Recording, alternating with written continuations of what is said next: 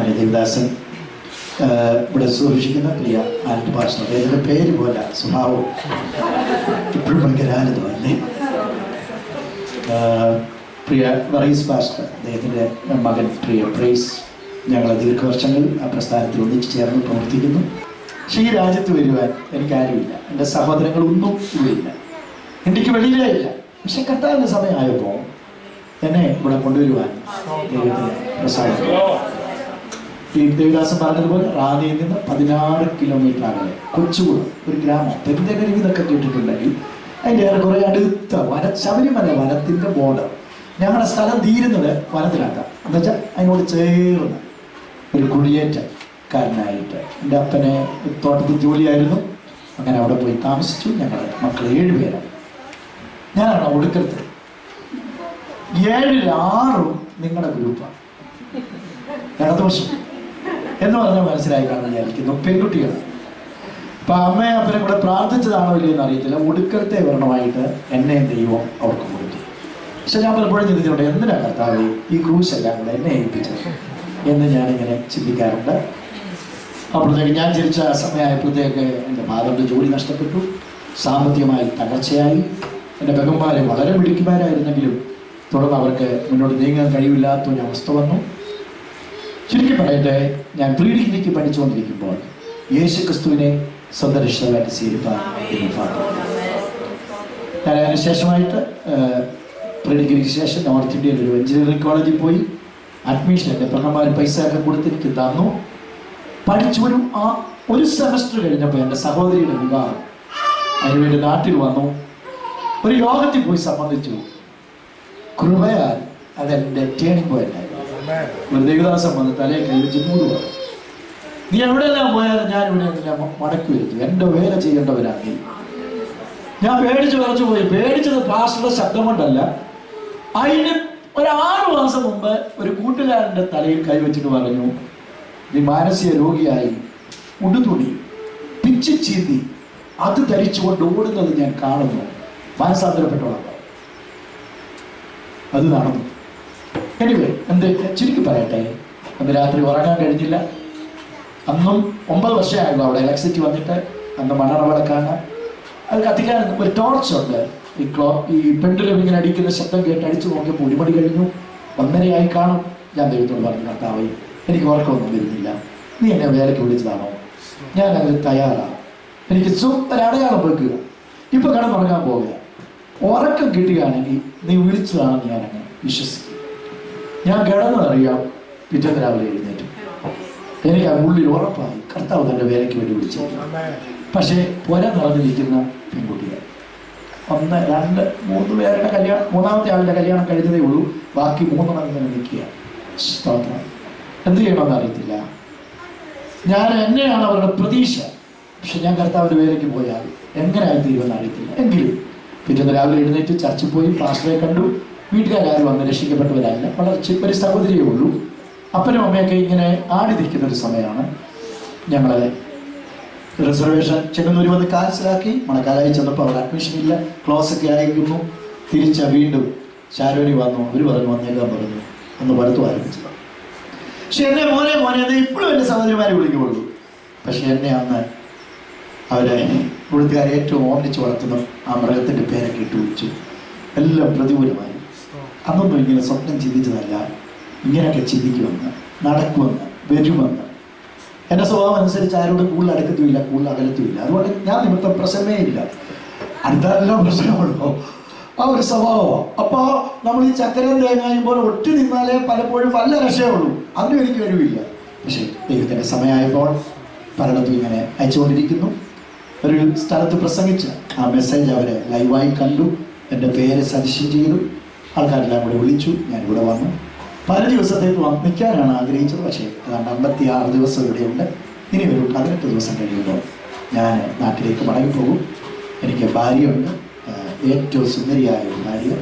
നിങ്ങൾ നോക്കിയാൽ അത്രയും സൗന്ദര്യമൊന്നും കാണത്തില്ല. പക്ഷേ എന്തോ ദൈവം കഴിഞ്ഞാൽ അവളെക്കുറിച്ച് പറയാനാണ് എനിക്ക് ഏറ്റവും കൂടുതൽ ആഗ്രഹം. അത്ര നല്ലൊരു സഹോദരി. നിങ്ങളെ ഒന്നും ഞാൻ അടുത്ത് ഇടപെട്ടിട്ടില്ലെങ്കിൽ ഭൂമിയിൽ ലഭിക്കാവുന്നിടത്തോളം ഏറ്റവും നല്ലൊരു കുടുംബജീവിതം, ഏറ്റവും സന്തോഷകരമായൊരു ജീവിതം കർത്താവ് എനിക്ക് തന്നു. അത് ഭയങ്കര ധന്യനാണ് ഞാൻ. ഞാനൊരു ഭാഗ്യവാനാണ്. സ്തോത്രം. ഞങ്ങൾ രണ്ടുപേരും ദൈവവചനം പഠിപ്പിക്കുന്നു, രണ്ടുപേരും പ്രസംഗിക്കുന്നു. എന്നേക്കാൾ ഒരു പടിയുടെ ഉയരത്തിൽ കർത്താവിൻ്റെ വചനം ശക്തമായി പ്രിയപ്പെട്ടവർ സംസാരിക്കും. ഇവിടെ വന്നിട്ടുള്ള ജെസ്സി ചാക്കോ എന്ന് പറയുന്ന ദൈവദാസി, അവര് ഒന്നിച്ച് റാന്നിയിലൊരു മീറ്റിംഗ് ഉണ്ട്. അതിൽ നേതൃത്വം വഹിക്കുന്നതോടൊപ്പം തന്നെ ദൈവം അയക്കുന്നിടത്ത് പലയിടത്ത് ഇങ്ങനെ കടന്നുപോയി സുഹൃത്തുകൊണ്ടിരിക്കുന്നു. അതോർത്താൻ ഞാൻ ദൈവത്തെ അങ്ങനെ ഞാൻ എന്തുകൊണ്ടും ഒരു അനുഗ്രഹിക്കപ്പെട്ടവനാണ്. എനിക്കൊന്നിനും കുറവില്ല, എനിക്കെല്ലാം ഉണ്ട്. കണ്ടൻമെന്റ് എന്ന് പറയുന്നതാണ് നമുക്ക് വേണ്ടിയത്, തൃപ്തി. ഞാൻ താഴ്ചയിൽ കൂടെ പോയിട്ടുണ്ട്, കർത്താവ് നടത്തിയ വിധങ്ങളെല്ലാം പോയിട്ടുണ്ട്. ഒന്നുമില്ലേലും തൃപ്തിയാണ്, ഒണ്ടയിലും തൃപ്തിയാണ്. എത്ര കിട്ടിയാലും തൃപ്തി വരാത്തത് പൈസയാണ്. അത് നമ്മുടെ അടിമകളാകണം, നമ്മൾ യജമാനന്മാരാകണം. അപ്പോഴേ നമ്മുടെ ജീവിതം സംതൃപ്തമാകും. കുടുംബജീവിതത്തിൽ സംതൃപ്തി, ഭാര്യ ഭർത്തൃബന്ധത്തിൽ, കുഞ്ഞുങ്ങളിൽ, ഉള്ള ജോലിയിൽ, ഉള്ള സാഹചര്യങ്ങളിൽ സംതൃപ്തമായൊരു മനസ്സുണ്ടെങ്കിൽ പകുതി രോഗം മാറും. അത് സന്തോഷകരമായൊരു ക്രിസ്ത്യ ജീവിതമാണ്.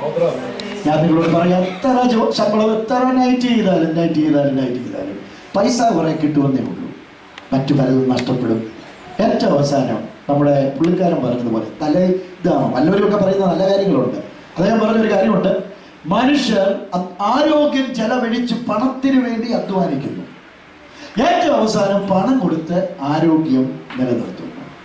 മനസ്സിലായോ? ഒരിക്കലും മരിക്കില്ലെന്നും പറഞ്ഞ് ജീവിക്കുന്നു, അവസാനം ജീവിക്കാതെ മരിക്കുന്നു. ആ ഒരു ഗതികേട് നമുക്കുണ്ടാകരുത്. ഞാൻ ചില രാജ്യങ്ങളിലുള്ള ആൾക്കാരുമായിട്ട് സംസാരിച്ചിട്ടുണ്ട്. അവരുടെ പട്ടിണി മാറാൻ മറ്റു രാജ്യങ്ങളിൽ കിടന്നുപോയി, രാവും പകലും പിള്ളേരെ നോക്കാതെ, പ്രകൃതിയെ നോക്കാതെ, കുടുംബജീവിതം ഇല്ലാതെ അധ്വാനിച്ചു. ഏറ്റവും അവസാനം പിള്ളേർ പറഞ്ഞു, പപ്പ എനിക്കൊന്നും വേണ്ട, പട്ടിണിക്ക് കൊടുത്തേക്കാൻ പറഞ്ഞു. ഞാൻ ആ പദം ഉപയോഗിച്ച് ക്ഷമിക്കുക, നായ്ക്ക് കൊടുത്തേക്കാൻ പറഞ്ഞു, ശുനകന് കൊടുത്തേക്കാൻ പറഞ്ഞു. നല്ല ഭാഷ ഉപയോഗിക്കണമല്ലോ. പട്ടി എന്നൊക്കെ പറഞ്ഞാൽ നമുക്ക് ചിച്ചിപ്പതങ്ങളാണ്. ഞാൻ വളർത്തൽ ഉണ്ടാക്കിയാലും അതൊന്നും നമുക്ക് സമാധാനത്തിരിക്കും. നമ്മുടെ കുഞ്ഞുങ്ങൾക്ക് നല്ല വിദ്യാഭ്യാസം കൊടുക്കുക, കർത്താവിനെ സ്നേഹിക്കുക, ഉള്ളത് കൊണ്ട് തൃപ്തിയുള്ള ജീവിതം, ഉണ്ണാനും ഉറങ്ങാനും ഉണ്ടെങ്കിൽ മതി. ഈ പ്രിയപ്പെട്ടവരൊക്കെ ഒത്തിരി ഉണ്ടാക്കിയതല്ലേ. ഞാൻ കേട്ടിട്ടുണ്ട്, നാട്ടിൽ വരുന്നതിനും ഇപ്പോൾ കേട്ടിട്ടുണ്ട്. ജർമ്മനിയിലൊക്കെ പോയി ഇഷ്ടം പോലെ ഉണ്ടാക്കിയത്. അവിടെ ആനന്ദ് ഹോട്ടൽ എന്ന് പറയുന്ന ഒരു ഹോട്ടലുണ്ട്. അതിൻ്റെ പേര് തന്നെ ഈ ദേവദാസിന്റെ പേരിലാണ് വന്നേക്കുന്നത്. എല്ലാ ആനന്ദത്തോടെ ജീവിച്ചത്. പക്ഷേ ഒരു നിമിഷം മതി എല്ലാം നഷ്ടപ്പെടാൻ. നിങ്ങൾക്ക് ആർക്കെങ്കിലും ആ സംതൃപ്തി ഇല്ലാത്ത അനുഭവം ഉണ്ടെങ്കിൽ കർത്താവ് എനിക്ക് തന്നിട്ടുള്ള എല്ലാറ്റിനായിട്ട് സ്തോത്രം എന്ന് പറഞ്ഞു. എനിക്ക് പ്രവചനമൊക്കെ പറയാറിയാം. നിങ്ങളുടെ മുഖത്ത് നോക്കി നിങ്ങളുടെ ഇപ്പോൾ ഉള്ള അവസ്ഥ എനിക്ക് പറയാനുള്ള ഒരു കൃപ കർത്താവ് തന്നിട്ടുണ്ട്. പറയലേ വാസ്ത എന്ന് ആണോ പറയുന്നത്? എനിവേ ഞാൻ അവിടെ വിടുകയാണ്, ഇൻട്രഡക്ഷനൊക്കെ വിടുകയാണ്. പ്രസംഗം 3 രീതിയിലുണ്ട്. ഞാൻ ഇൻട്രഡക്ഷൻ രാവിലെ പറഞ്ഞു. ഒന്ന് ബുദ്ധിയുണ്ട് പ്രസംഗിക്കുക, ബുദ്ധി. ഞങ്ങളൊക്കെ ചെയ്യാറുണ്ട്. പഠിച്ച് പ്രിപ്പയറായി മെനക്കെട്ടിരുന്ന് തയ്യാറാക്കി പ്രസംഗിക്കാറുണ്ട്. ഇവിടെ ഒരു ബുക്കിനുണ്ട്, അതിനകത്ത് ഏറെക്കുറെ എഴുതിയും വെച്ചിട്ടുണ്ട്, ഓർമ്മയില്ലാത്തത് കൊണ്ട്. ബുദ്ധിയോടെ കുറെ ഇൻഫർമേഷൻസ് കിട്ടും, പക്ഷെ ട്രാൻസ്ഫോർമേഷൻ ഒന്നും വരണമെന്നില്ല.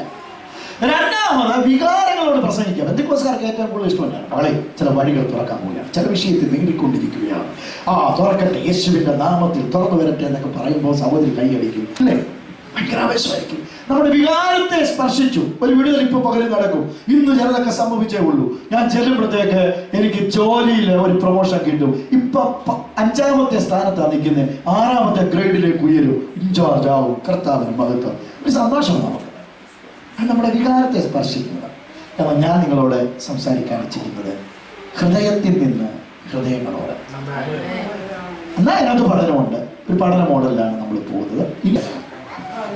8-ാം അധ്യായം, റോമാലേഖനം 8-ാം അധ്യായം അതിൻ്റെ 26-27 വാക്യം. അവണ്ണം തന്നെ ആത്മാവ് നമ്മുടെ ബലഹീനതയ്ക്ക് തുണ നിൽക്കുന്നു. വേണ്ടും പോലെ പ്രാർത്ഥിക്കേണ്ടത് എന്തെന്ന് നാം അറിയുന്നില്ലല്ലോ. ആത്മാവ് തന്നെ ഉച്ചരിച്ചുകൂടാത്ത ഞെരുക്കങ്ങളാൽ നമുക്ക് വേണ്ടി പക്ഷപാതം ചെയ്യുന്നു. എന്നാൽ ആത്മാവ് വിശുദ്ധർക്ക് വേണ്ടി ദൈവഹിത പ്രകാരം പക്ഷപാതം ചെയ്യുന്നത് കൊണ്ട് ആത്മാവിന്റെ ചിന്ത ഇന്നതെന്നും ഹൃദയങ്ങളെ പരിശോധിക്കുന്നവൻ അറിയുന്നു. എന്നാൽ ദൈവത്തെ സ്നേഹിക്കുന്നവർക്ക്, നിർണയപ്രകാരം വിളിക്കപ്പെട്ടിരിക്കുന്നവർക്ക് തന്നെ സകലവും നന്മയ്ക്കായി കൂടി വ്യാപരിക്കുന്നു എന്ന് നാം അറിയുന്നു. നമ്മൾ ഈ ഭാവം ആസ്പദമാക്കി ചിന്തിക്കാൻ പോകുക. നിങ്ങൾ പ്രാർത്ഥനയോട് ദൈവം സ്വീകരിക്കാനായിട്ട് ആഗ്രഹിക്കുന്നു. റോമാലേഖനം വളരെ വളരെ വളരെ പ്രാധാന്യമുള്ള ഒരു പുസ്തകമാണ്. അതിനകത്ത് ഏറ്റവും ഉയർന്നു നിൽക്കുന്ന ഒരു അധ്യായമാണ് ഈ 8-ാം അധ്യായം. 8-ാം അധ്യായം ഒരു മൗണ്ടന്റെ ഏറ്റവും ഉന്നതമായ കൊടിമുടി പോലെ ഉയർന്നു നിൽക്കുന്ന ഒരു അധ്യായമാണ്. ഈ അധ്യായത്തിൽ കൂടുതൽ പറയുന്നത് എന്തിനെ കുറിച്ചാണ് അറിയാമോ? പരിശുദ്ധാത്മാവിനെ കുറിച്ചാണ്. എന്തോ അവിടെ നമുക്ക് വേണമെങ്കിൽ പറയാം, പരിശുദ്ധാത്മാവിന്റെ അധ്യായമാണ്. ഏത് അധ്യായം? 8-ാം അധ്യായം.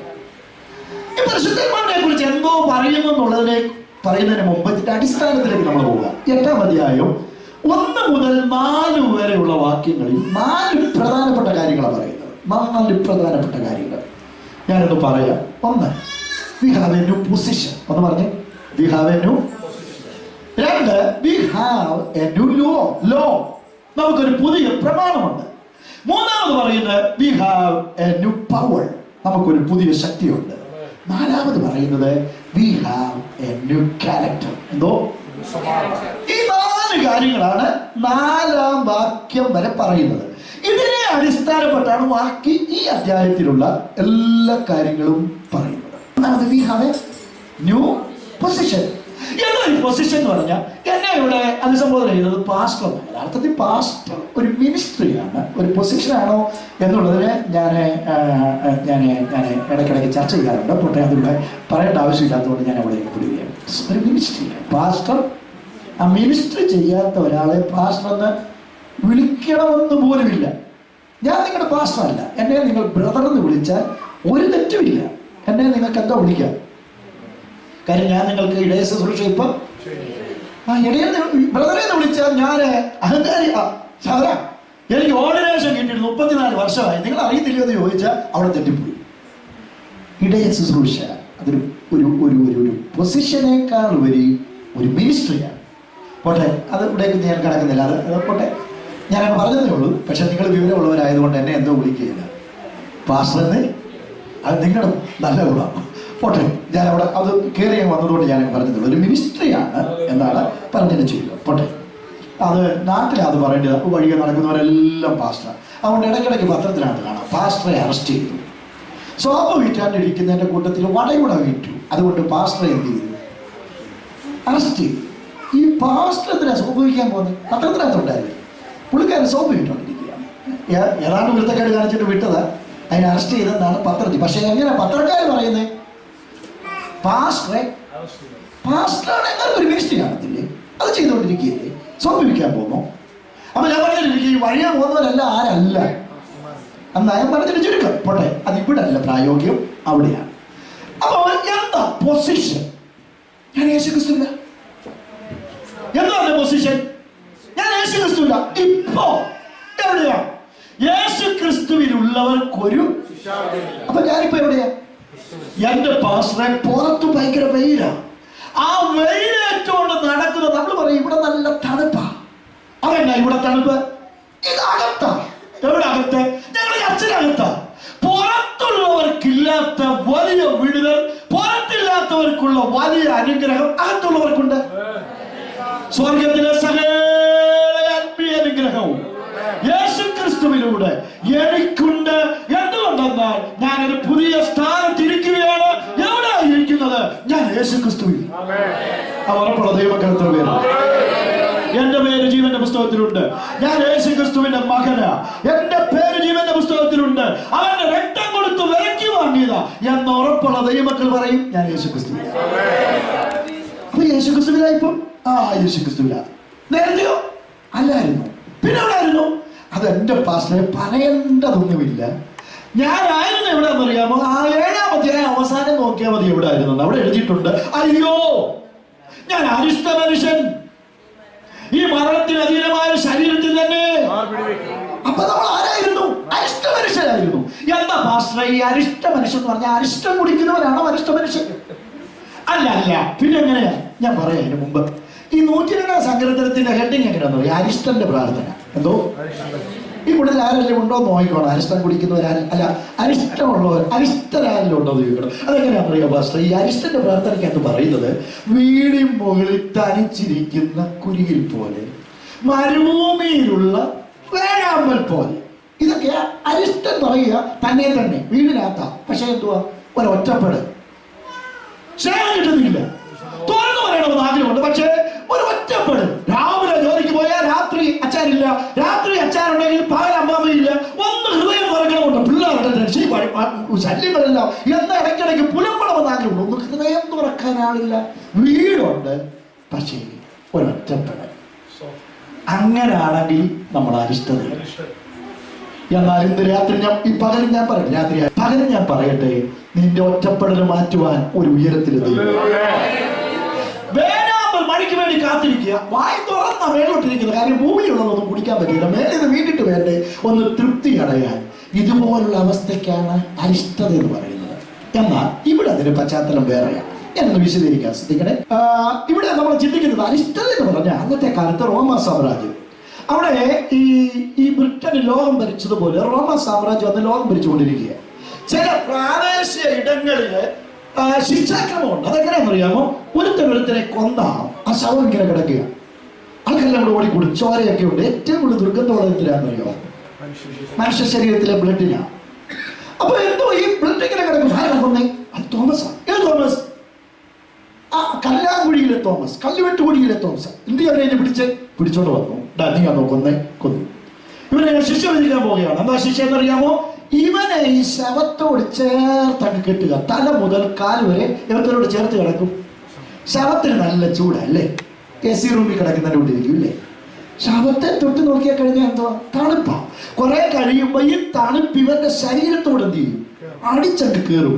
കയറി തല മുതൽ കാല് വരെ, കാല് മുതൽ തല വരെ ഈ മരിച്ചു കിടക്കുന്ന മനുഷ്യന്റെ ശരീരത്തിലെ തണുപ്പും മരണവും ഇഞ്ചിഞ്ചിഞ്ചിഞ്ചായി ജീവിക്കുന്നവനിൽ പ്രവേശിക്കും.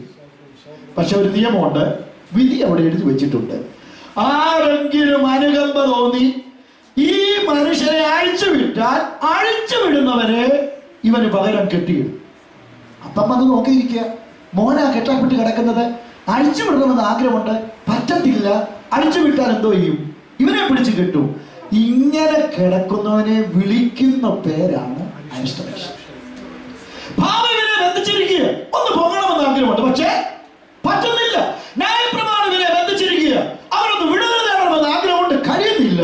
ഇതുപോലെ പാപത്താലും ന്യായപ്രമാണത്താലും രാഗമോഹങ്ങളാലും ബന്ധിക്കപ്പെടുന്ന നമ്മളെ അക്കറ്റു പൊട്ടിക്കുവാൻ, പിശാചിന്റെ പ്രവൃത്തികളെ അടിപ്പാൻ ഇന്നേക്ക് 2000 വർഷങ്ങൾക്ക് മുമ്പ് ഭൂമിയിലേക്ക് ഇറങ്ങി വന്നവൻ നമ്മുടെ ബന്ധനം അഴിച്ചു. അതുകൊണ്ട് അവൻ ക്രൂശിൽ മരിച്ചു. അതുകൊണ്ട് അവൻ കരമുയർത്തി ആ പാപക്കുഴിയിൽ തന്നെ വിടുവിച്ചു. ഇപ്പൊ ഞാൻ യേശു ക്രിസ്തുവിലാണ്. അനുഭവിക്കുന്ന ദൈവമൊക്കെ ദൈവം ചെയ്തു. നിങ്ങളുടെ മുഖത്തിനൊക്കെ ഞാൻ പറയാം, നിങ്ങൾ അനുഭവിക്കുന്നോ ഇല്ലയോ എന്നുള്ളത്. അനുഭവിക്കുന്നവർ അറിയാതെ ദൈവത്തെ ഞാൻ ചോദിക്കും. പാപത്താൽ ഞാൻ ബന്ധിക്കപ്പെട്ടതായിരുന്നു, ശാപത്തിന് ഞാൻ ബന്ധനത്തെ പിടിയിലായിരുന്നു. എന്നാൽ യേശു എന്നെ വിടുവിച്ചു. ഇപ്പൊ ഞാൻ യേശു ക്രിസ്തുവില്ല. സ്വർഗീയ അനുഭവം ഞാൻ അനുഭവിക്കുക. എന്റെ പാപം കർത്താവ് ക്ഷമിച്ചു, എന്റെ രോഗം കർത്താവ് മാറ്റി, എന്റെ ശാപം കർത്താവ് മാറ്റി. കരമുയർത്ത ദൈവത്തെ ഇതാണ് നമ്മുടെ പുതിയ സ്ഥാനം. ഇവിടെ ഇപ്പൊ പാസ്റ്റർ എവിടെ എന്നോട് ഒരാൾ വിളിച്ച വാട്സപ്പിനോട് ചോദിച്ചാൽ ഞാൻ പറയാം UK-ലാണെന്ന് പറയും. എന്നതുപോലെ നിങ്ങളോട് ചോദിക്കുക എവിടെ, ഏത് സ്ഥാനത്താന്ന് ചോദിച്ചാൽ നമ്മൾ പ്രാഗൽഭ്യത്തോട് പറയും യേശു ക്രിസ്തു. എന്റെ ബന്ധനം കർത്താവായിരുന്നു, എന്റെ ശാപം കർത്താവ് മാറ്റി, എന്റെ പാവം കർത്താവ് മാറ്റി, അവന്റെ ചുടുനീളം എന്റെ മേൽ തളിച്ചു. ഇപ്പൊ ഞാൻ ദൈവകൃപയല്ല, അവന്റെ കൃപ അനുഭവിക്കും. അപ്പൊ ഈ കൃപ അനുഭവിക്കുക മാത്രമല്ല, രണ്ടാമത്തെ ഇതിലേക്ക് പോവുകയാണ്. നമ്മുടെ കയ്യിൽ അതുവരെ ഒരു പ്രമാണം ഉണ്ടായിരുന്നു. എന്താ പ്രമാണം? ന്യായപ്രമാണം. ഈ പ്രമാണം കർത്താവ് അങ്ങോട്ട് മാറ്റി. മോനെ കോശി എന്തോ ഇത്രയും നാളും പൊക്കിക്കൊണ്ട് നടന്ന പ്രമാണം മറ്റേ മനുഷ്യന്റെ പ്രമാണമാണ്. ഏത് മനുഷ്യന്റെ? അരിഷ്ട മനുഷ്യന്റെ പ്രമാണമാണ്. അതുകൊണ്ട് ഞാൻ നിനക്കൊരു പുതിയ പ്രമാണം തരാൻ പോവുക. ആ പ്രമാണം അങ്ങോട്ട് മാറ്റുകയും പാപത്തിൻ്റെയും മരണത്തിൻ്റെയും പ്രമാണം മാറ്റിയിട്ട് കർത്താവ് നമുക്കൊരു പുതിയ പ്രമാണം തന്നു. എന്തോന്നറിയാം പുതിയ പ്രമാണം? ആത്മാവിന്റെ ജീവന്റെ പ്രമാണം. അവിടെ എഴുതിയിട്ടില്ലേ? ആത്മാവിന്റെ അഥവാ ജീവന്റെ. അപ്പൊ നമുക്ക് കിട്ടിയിരിക്കുന്ന പ്രമാണം ഏതാ? ആത്മാവിന്റെ ജീവന്റെ. പഴയ പ്രമാണം മാറ്റി, പഴയ പ്രമാണത്തിന്റെ പേര് കൊണ്ട് എഴുതിയിട്ടുണ്ട്, മരണത്തിന്റെ പാപത്തിന്റെ പ്രമാണം. 7-ാം അധ്യായം വായിക്കുമ്പോൾ പല പ്രമാണത്തെക്കുറിച്ച് പറയുന്നുണ്ട്. പല പ്രമാണത്തെക്കുറിച്ച് 7-ാം അധ്യായത്തിൽ പറയുന്നുണ്ട്. 1, ബുദ്ധിയിലൊരു പ്രമാണം. 2, അവയവങ്ങളിൽ പോരാടുന്ന ഒരു പ്രമാണം. എന്നോട് വിശദീകരിക്കാം. ഈ ബുദ്ധിയിൽ എഴുതിയിട്ടുണ്ട്, കൊല ചെയ്യരുത്, മോഷ്ടിക്കരുത്, വ്യഭിചാരം ചെയ്യരുത്, ഞാനെല്ലാ അന്യദൈവങ്ങൾ ഉണ്ടാകരുത്, ശബത്ത് നാളിനെ ശുദ്ധീകരിക്കാൻ ഓർക്കുക, നിന്റെ അപ്പനെയും അമ്മയും. നമ്മൾ പറയത്തില്ലയോ 10 കൽപ്പന ഒന്ന് ചൊല്ലാൻ പറഞ്ഞു കഴിഞ്ഞാൽ ചൊല്ലുന്ന പോലെ. ഇത് എവിടെ ഉണ്ട്?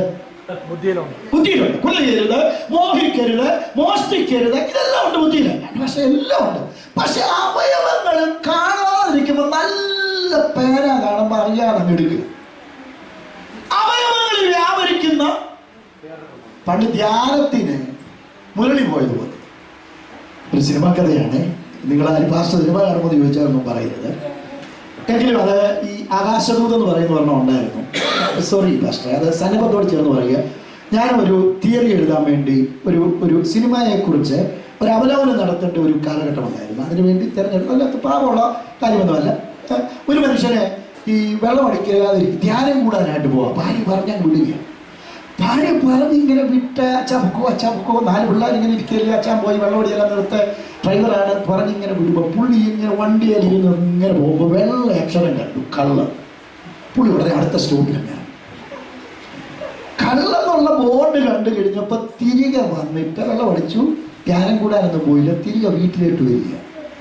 ആ കഥ നിങ്ങൾ രക്ഷിക്കപ്പെടുന്നതിന് മുമ്പ് കണ്ടു കാണുമെന്ന് ഞാൻ വിശ്വസിക്കുന്നു. അപ്പൊ ഇങ്ങനെ ബുദ്ധിയിൽ എന്തുകൊണ്ട്?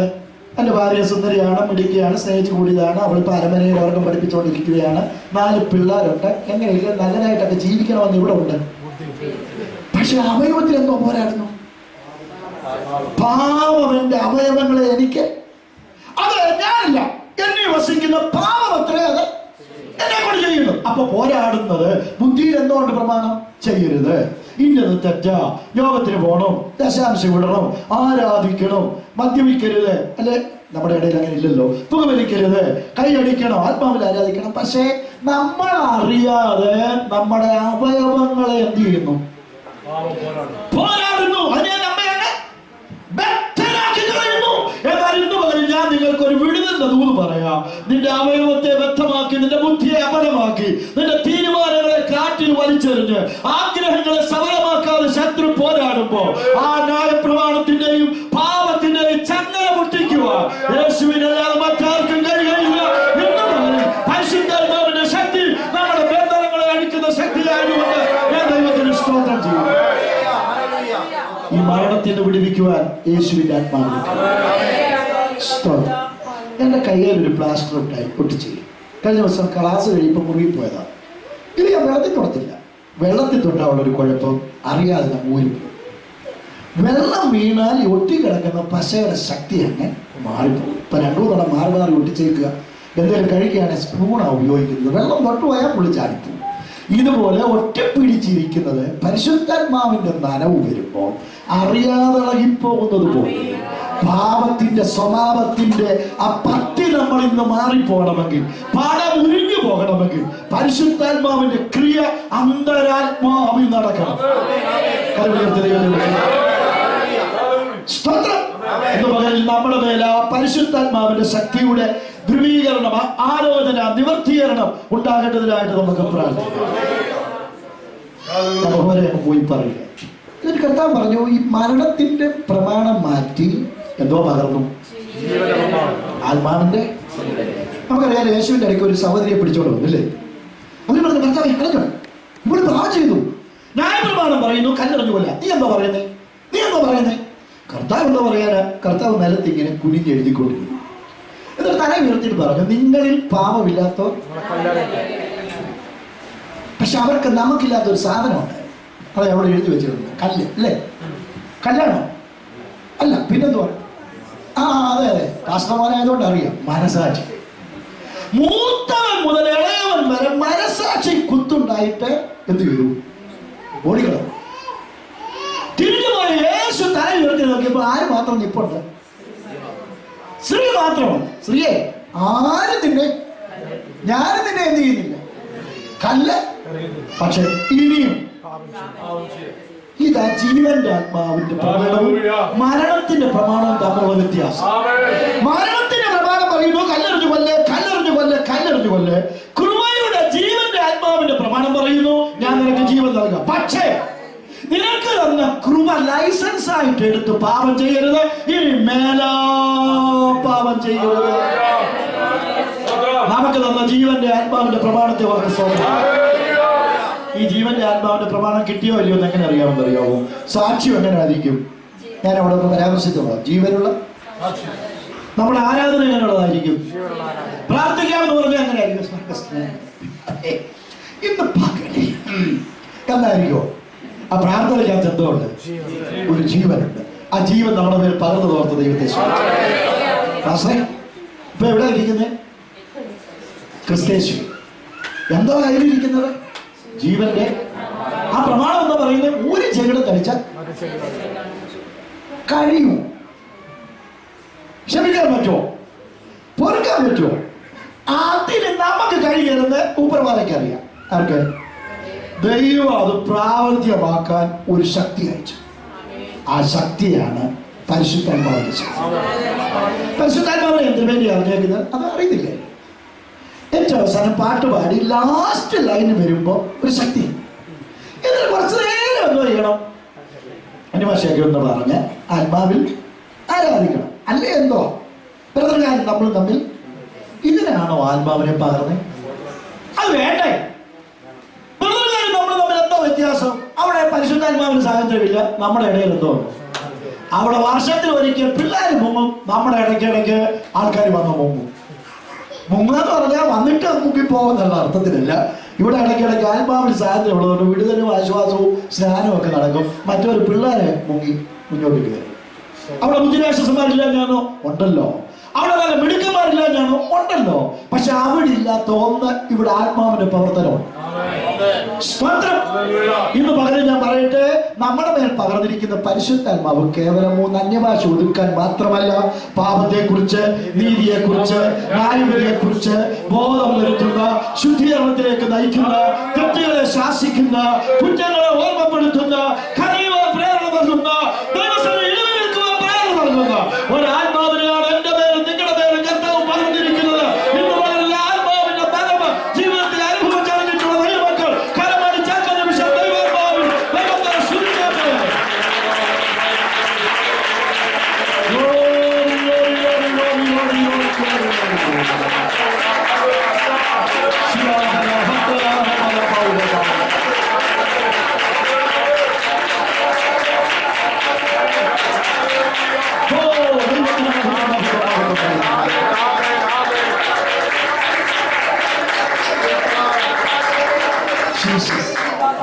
അപ്പൊ നമ്മുടെ പരിശുദ്ധാത്മാവിനെ ദൈവം പവർ. നമ്മുടെ ശക്തി എന്തുവാ? മസിൽ പവർ അല്ല. ഇവിടുത്തുകാർക്ക് ടെക്നോളജിയുടെ പവറുണ്ട്, അമേരിക്കക്കാർക്ക് മിസൈലിന്റെ പവറുണ്ട്, റഷ്യക്കാർക്ക്, ചൈനക്കാർക്ക് സൈന്യത്തിന്റെ പവറുണ്ട്, ഇന്ത്യക്കാർക്ക് അഴിമതിയുടെ പവറുണ്ട്, എല്ലാം ഉണ്ട് അല്ലേ? എല്ലാവർക്കും പവറുണ്ട്. നമുക്കുള്ള ശക്തി പരിശുദ്ധാത്മാവ്. അത് കോട്ടകളെ ഇടിക്കുന്ന ശക്തി. വിശ്വസിക്കുന്നുണ്ടോ? പരിശുദ്ധാത്മാവിന്റെ ശക്തിയുടെ വ്യാപാരം ഉണ്ടാകുന്നിടത്ത് ജനങ്ങൾ കണ്ണുനീരോട് പാപങ്ങൾ ഏറ്റുപറയും, തെറ്റുകളെ ഓർത്ത് അനുദപിക്കും. ഇന്ന് പകൽ ഞങ്ങൾ അവിടെ ഒരു പാട്ട് പാടി. മുട്ടോളമായപ്പോൾ ഇവിടെ കാൽപ്പറഞ്ഞപ്പോൾ എനിക്കങ്ങ് സന്തോഷമായിരുന്നു. മുട്ടോളമായപ്പോൾ എനിക്കങ്ങ് നൃത്തം ചെയ്യാൻ തോന്നിയിരുന്നു. അതിൻ്റെ ലൈൻ ഞാൻ ഓർക്കത്തില്ല പക്ഷേ. പിന്നെ അരയോളമായപ്പോൾ എൻ്റെ കാലങ്ങ് പൊങ്ങിപ്പോയത്. തലയോളമായി കഴിയുമ്പോൾ പിന്നെ നീന്തി ഞാനങ്ങ് കുളിച്ചെന്നും പറഞ്ഞൊരു പാട്ട് ഞങ്ങൾ ഇന്ന് അവിടെ പാടി. അവിടെ പാടുന്ന ആ സഹോദരന്മാർ പാടി. എനിക്കത് കേട്ടപ്പോൾ വളരെ സന്തോഷം തോന്നി. കാൽപാദങ്ങൾ ഉറച്ചു നിന്ന് പ്രാർത്ഥനയിൽ അരമുറുക്കിയവരായി പരിശുദ്ധാത്മാവിന്റെ പൂർണ്ണ നിയന്ത്രണത്തിൽ കർത്താവിനെ സ്തുതിക്കുന്ന എന്തൊരു ഭാഗ്യമാണ്. ഇത്രയായി കഴിയുമ്പോൾ നമ്മുടെ ക്യാരക്ടർ മാറും. എന്തോ മാറും? ക്യാരക്ടല്ല, ക്യാരക്ടർ. ക്യാരക്ടർ 22 ക്യാരക്ടർ എന്നൊക്കെ പറഞ്ഞ് കേട്ടിട്ടില്ല. അത് മാറുന്ന കാര്യമല്ല. പിന്നെന്തോ മാറും? ക്യാരക്ടർ, സ്വഭാവം എന്ന് പറയുന്നത് ജഡസ്വഭാവം ഉള്ളവർക്ക് ദൈവത്തെ പ്രസാദിപ്പിക്കാൻ കഴിയത്തില്ല. ആത്മസ്വഭാവം ഉള്ളവർക്ക് മാത്രമേ ആരെ പ്രസാദിപ്പിക്കാൻ കഴിയൂ. ഞാൻ എത്ര പ്രസംഗിച്ചാലും എന്റെ സ്വഭാവത്തിന് വ്യത്യാസമില്ലെങ്കിൽ കർത്താവ് നീ പ്രസാദിക്കുക. ഹലോ, ആദ്യമൊക്കെ കുറെയൊക്കെ ക്ഷമിക്കും. ട്യൂഷൻ പഠിപ്പിക്കുന്ന സാധനം എത്ര പഠിപ്പിച്ചിട്ടും കൊച്ചു മറുപടി പറഞ്ഞില്ലെങ്കിൽ എന്തോ കൊടുക്കും. ഒന്നീ പുള്ളി പാട്ടുപട്ടി മടക്കി വെക്കും, അല്ലെ നല്ല കിഴക്ക് വെച്ച് കൊടുക്കും. ഇല്ലേ? ഇതുപോലെ നമ്മുടെ ക്യാരക്ടർ ഫോർമേഷനാണ് ദൈവം ഇഷ്ടപ്പെടുന്നത്. ഓരോ ഒറ്റ ദിവസം കൊണ്ട് മാലാഖയെ പോലാവുമോ? നമ്മുടെ മനുഷ്യരല്ലേ. പക്ഷേ കുറെ നാൾ കഴിഞ്ഞിട്ടും ഒരു വ്യത്യാസമില്ലെങ്കിലും ഈ കേൾക്കുന്നതൊക്കെ എവിടെ കേൾക്കുന്നത്? അപ്പൊ നമുക്ക് എന്തോ വേണം?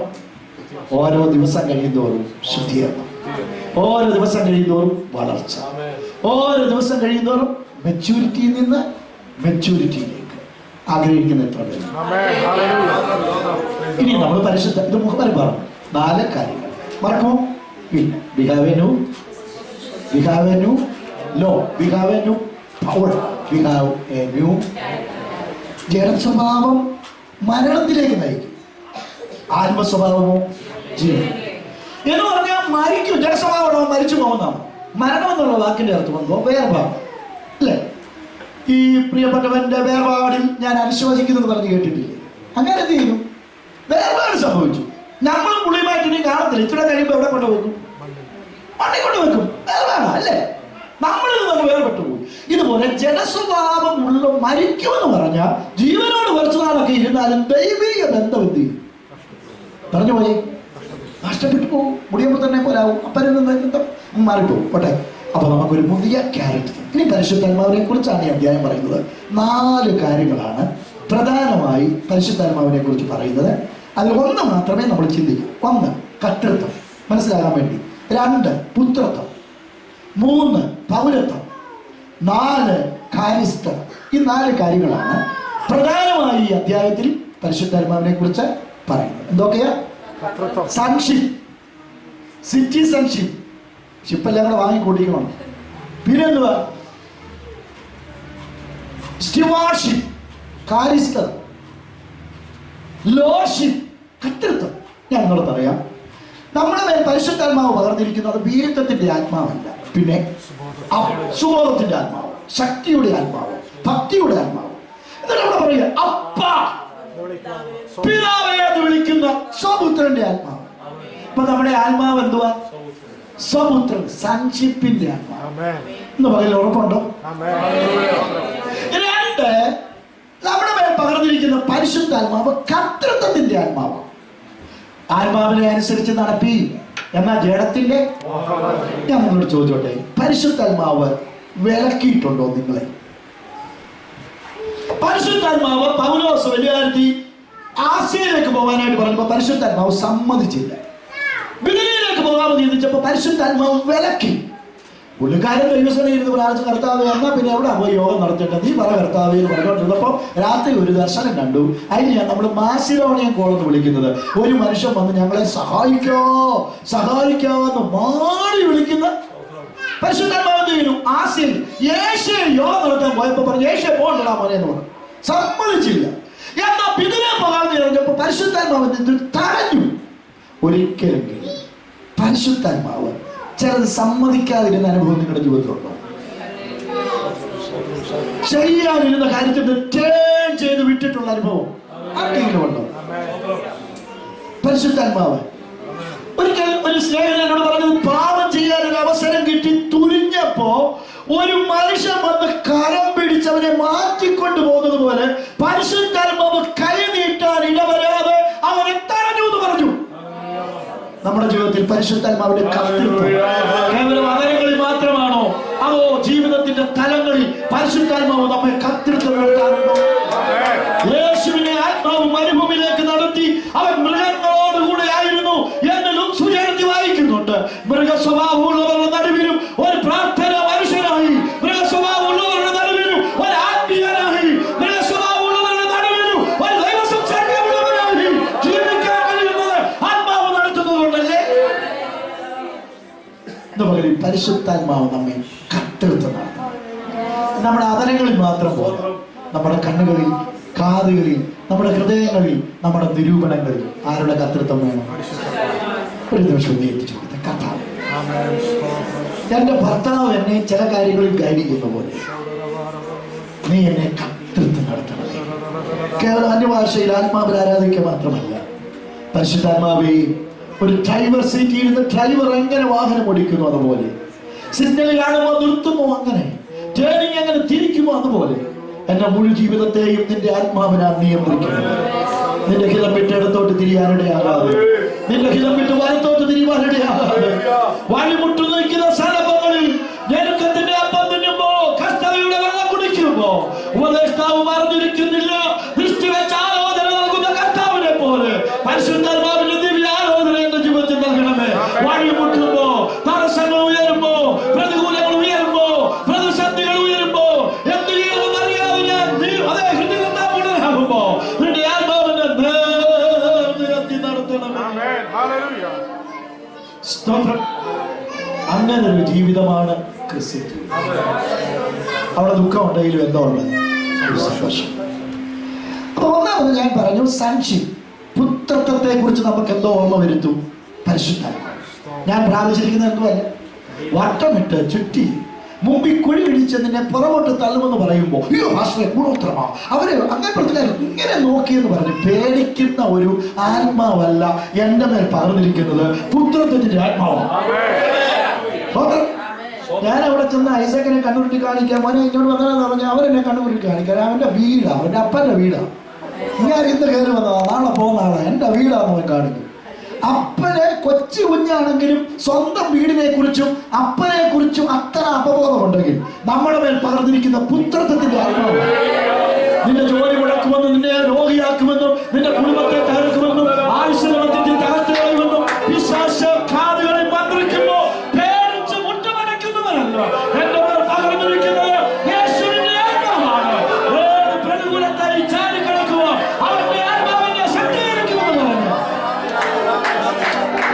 കർത്താവിന്റെ കരങ്ങളിൽ ചേരുവാൻ കഴിയുന്ന പുത്രത്വത്തിന്റെ ആത്മാവ്. പ്രിയപ്പെട്ടവരെ, ഞാനിത് പറഞ്ഞെങ്കിലും ഞങ്ങളെപ്പോലുള്ളവര് ഇത് പറയത്തില്ല. വട്ടമിട്ട് ചുറ്റി പറക്കുന്നതേ പറയുള്ളൂ. കാര്യം പാസ്റ്റർ അറിയാതെ നിങ്ങൾ ഇടയ്ക്ക് പാസ്റ്ററെ എന്നാ തിരികെ പോകുന്നത്, നാളെ മറ്റന്നാൾ പോകുമെന്ന് പറയുമ്പോൾ ഇടയ്ക്ക് വീട്ടിലോട്ടൊന്നും വരില്ല, ഞാൻ പാസ്റ്ററോടൊന്ന് പറയാം, ഒന്ന് പ്രാർത്ഥിച്ചിട്ട് പോകണമെന്ന് പറഞ്ഞ് പോരാൻ നേരം കവർ മേടിക്കണമെന്നുണ്ടെങ്കിൽ ഈ പുള്ളിയെ പറഞ്ഞ് പേടിപ്പിക്കണം. എന്നാൽ ഞാൻ നിങ്ങളോട് പറയട്ടെ, യേശുവിൻ്റെ ആത്മാവ് നമ്മുടെ പേരുണ്ട്. സൺഷിപ്പിനെ കുറിച്ചൊരു ഉറപ്പ് നമുക്ക് മേടിക്കണം. ഞാൻ എൻ്റെ കർത്താവത്തിന് അറിയാതെ എൻ്റെ തലയിലെ മുടി ഇന്ന് രാവിലെ ഞാൻ കുളിച്ചപ്പോഴും അതിനകത്ത് കിടക്കുന്ന കണ്ടല്ലോ ഒത്തിരി മുടി, അത് കർത്താവ് അറിഞ്ഞാണെന്നേ. ഒന്നും പൊഴിയാൻ ദൈവം അനുവദിക്കില്ലെന്നുള്ള ഉറപ്പൊന്ന് പ്രാപിച്ചു. അവിടെയാണ് നമ്മെ പിടിച്ചു നിർത്തുന്നത്. അപ്പൊ നമ്മളെ കർത്തൃത്വം നടത്തണം, ഞാനത് പറഞ്ഞല്ലോ. മൂന്നാമത് പൗരത്വം. ഈ രാജ്യത്തുള്ളവർക്ക് എന്തൊരു ഗുണമെന്നറിയാമോ? എൻ്റെ പാസ്റ്റർ അച്ഛാ, നമ്മളിവിടെ വന്നു കഴിഞ്ഞാൽ ആരുടെ എല്ലാം മുമ്പിൽ ഓച്ചാരിച്ച് നിന്നാല കറുത്ത പാസ്പോർട്ട് ആയതുകൊണ്ട് നമ്മളെ ഇങ്ങോട്ട് കയറ്റിവിടുന്നത്. ഇവർക്കൊരു ബ്രൗൺ പാസ്പോർട്ട്, ബ്രൗണോ ബ്ലാക്ക് കേട്ടോ, എന്നാ റെഡും ബ്രൗണും ഓട്ടെ. ഇവരവിടെ ചെന്നാൽ 96 രാജ്യങ്ങളിൽ ഒരു കുഴപ്പമില്ല. 97 96 67 രാജ്യങ്ങളിൽ ഒരു കുഴപ്പമില്ല. അങ്ങോട്ട് ചെന്നാൽ ബ്രിട്ടീഷ് പാസ്പോർട്ടാന്ന് പറയുമ്പോൾ അങ്ങ് ഇറക്കി വിടുക. ബ്രിട്ടീഷ് പാസ്പോർട്ടിന് അത്രയും പവർ ഉണ്ടെങ്കിൽ നമ്മുടെ പൗരത്വം സ്വർഗത്തിൽ എന്ന് പറഞ്ഞ പ്ലെയിനെ ചാടിപ്പോവാന്ന് പറഞ്ഞാൽ ഒക്കത്തില്ല. അത് വേറെ, അത് ഈ ലോകത്തിലെത്തിയാണ്. നമ്മൾ മരിച്ച് സമയമാനെത്തിപ്പാടി കല്ലറയിൽ അടക്കം ചെയ്താലും കാഹളം തൊഴിക്കുമ്പോ പൗരത്വം അവിടെ ആയതുകൊണ്ട് നമ്മൾ ഉയർത്തി. ഈ യേശുവിന്റെ കല്ലറയുടെ പുറത്താ മുദ്ര വെച്ചത്. റോമാനോർമേനിന്റെ മുദ്ര പുറത്തു വെച്ച് അകത്ത് കിടക്കുന്നവൻ പുറത്തു വരാതിരിക്കാൻ കാവലയാക്കി സോൾജിയേഴ്സ്, പിന്നെന്താ S അങ്ങോട്ട് വെച്ചു. പക്ഷെ പുനരുദ്ധാനത്തെ ശക്തി അകത്ത് വ്യാപരിച്ചപ്പോൾ അകത്തുനിന്ന് പുറത്ത് ചാടി. നമ്മുടെ കല്ലറയുടെ പുറത്ത് സിമെന്റ് ഇട്ട് വെച്ചാലും അകത്ത് മുദ്രയിട്ടേക്ക്. ഏത് മുദ്രയാ? പരിശുദ്ധാത്മാവിന്റെ മുദ്ര. എന്തിനാണെന്നറിയാമോ? അകത്ത് മുദ്രയുള്ളവൻ എത്ര സിമെന്റ് ഇട്ട് വെച്ചാലും ഈ കല്ലറയെ പൊട്ടിച്ചുകൊണ്ട് ഉയർത്തിരുന്നു. അല്ല, പൗരത്വത്തിന്റെ ആത്മാവെന്ന് പറയുന്നു. സ്തോത്രം. അപ്പൊ നമ്മുടെ പൗരത്വം സ്വർഗത്തിലാണ്.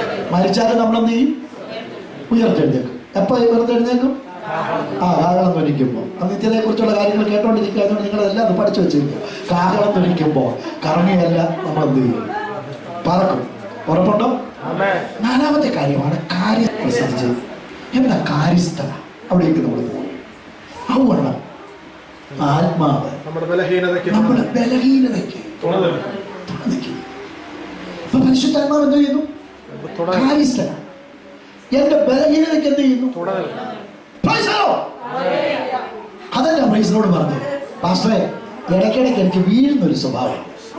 മുട്ടുമടക്ക് വീഴുകയല്ല, എന്തെങ്കിലും ടെൻഡേഷനൊക്കെ അടിക്കുമ്പോൾ ഞാനങ്ങ് വീണു. ആ ബലഹീനതയ്ക്ക് പരിശുദ്ധാത്മാവ് എന്ത് ചെയ്യുന്നു? അതുകൊണ്ട് എനിക്ക് എന്ത് ചെയ്യാൻ പറ്റും? ആ തുണ നിപ്പല്ല. ബലഹീനതയ്ക്ക് തുണ നിൽക്കാന്ന് പറഞ്ഞാൽ ഇടയ്ക്ക് വീഴും, കൃപയെന്ന് വീഴും, കൃപയ്ക്കകത്തോട്ട് വീഴും, പിന്നെ എഴുന്നേറ്റ് ഗ്ലോറി ഗ്ലോറി പറയും, പാപം ചെയ്യും, പിന്നെയും വീഴും. അതിനുള്ള ലൈസൻസ് ആണോ? പിന്നെ എന്തിനാ ലൈസൻസ്? അവിടെ തന്നെ ആത്മാവ് നമ്മുടെ ബലഹീനതയ്ക്ക് എന്താ ബലഹീനത അറിയാവോ? വീണ്ടും പോലെ പ്രാർത്ഥിക്കേണ്ടത് എങ്ങനെയാണ് നമുക്ക് അറിയത്തില്ല. എന്തോ അറിയത്തില്ല, പ്രാർത്ഥിക്കാൻ അറിയത്തില്ല. ആശ്രയ ഇങ്ങോട്ട് നോക്കി, എവിടുന്ന് വന്നതാണ്? ഞാൻ കേരളത്തിൽ വന്നു. കേരളത്തിൽ എവിടെ? റാന്നി. ആ മലപ്രദേശം വന്ന് ഇപ്പോഴേ മനസ്സിലായി. ഞങ്ങൾക്ക് പ്രാർത്ഥിക്കാൻ അറിയത്തില്ലെന്ന് താങ്കൾ ഒന്ന് പറയുക. ഒരു വിഷയം പറഞ്ഞ ആ കുട്ടി അമ്മാരമാണ് പ്രാർത്ഥിക്കാൻ എനിക്കറിയാം. എൻ്റെ ഭാര്യയ്ക്കാണ് എന്നെക്കാൾ അറിയാം. നമുക്ക് പ്രാസം ഒപ്പിച്ച് പ്രാർത്ഥിക്കാൻ അറിയാം. പാസ്റ്റർ പറയാ വീണ്ടും പോലെ പ്രാർത്ഥിക്കാൻ പണ്ടത്തരം വിളിച്ച് പറയല്ലേ, പലരും തരണമെന്ന് ആഗ്രഹം ഉണ്ടെങ്കിൽ തന്നെ മുടങ്ങി പോകും. പക്ഷെ ഞാൻ പറഞ്ഞതല്ല, വചനം പറയുന്നു വീണ്ടും പോലെ. വചനം പറയുന്നു വീണ്ടും പോലെ. ഹലോ ഉണ്ടല്ലേ? നാട്ടിലെ അച്ഛനെ ഇന്ന് രാവിലെ വിളിച്ച പപ്പ എന്തുകൊണ്ട് പപ്പ വിശേഷം എന്ന് ചോദിച്ചു. പപ്പ പറഞ്ഞു ഇവിടെ കൊണ്ട് കുഴപ്പമില്ല, എല്ലാം നന്നായിരിക്കുന്നു മോളെ, സന്തോഷിച്ചോടെ. അങ്ങനെ നിങ്ങളുടെ ആനന്ദം മതി, നിങ്ങളുടെ സന്തോഷത്തോടുള്ള ജീവിതം മതി, അത് ഞങ്ങൾക്ക് ആനന്ദമാണെന്ന് പറഞ്ഞതാണ്. ഒരു കുഴപ്പമില്ലെന്ന് പറഞ്ഞ് പപ്പായുടെ ഇപ്പോഴത്തെ സ്റ്റേജ് അറിയാവുന്ന എത്ര മക്കൾ ഇവിടെ ഉണ്ട്. ഈ പപ്പായുടെ സ്ഥിതി ഇപ്പോഴത്തെ എന്തോന്ന് നമുക്കറിയാം. പക്ഷെ വീട്ടിലുള്ള പപ്പായുടെ ഇപ്പോഴത്തെ കണ്ടീഷൻ അറിയാവുന്നത് കൈ മുക്കിക്കുക. വിളിച്ചപ്പോഴുള്ളപ്പോഴേ അറിയത്തുള്ളൂ, ഇപ്പോൾ അത് അറിയത്തില്ല.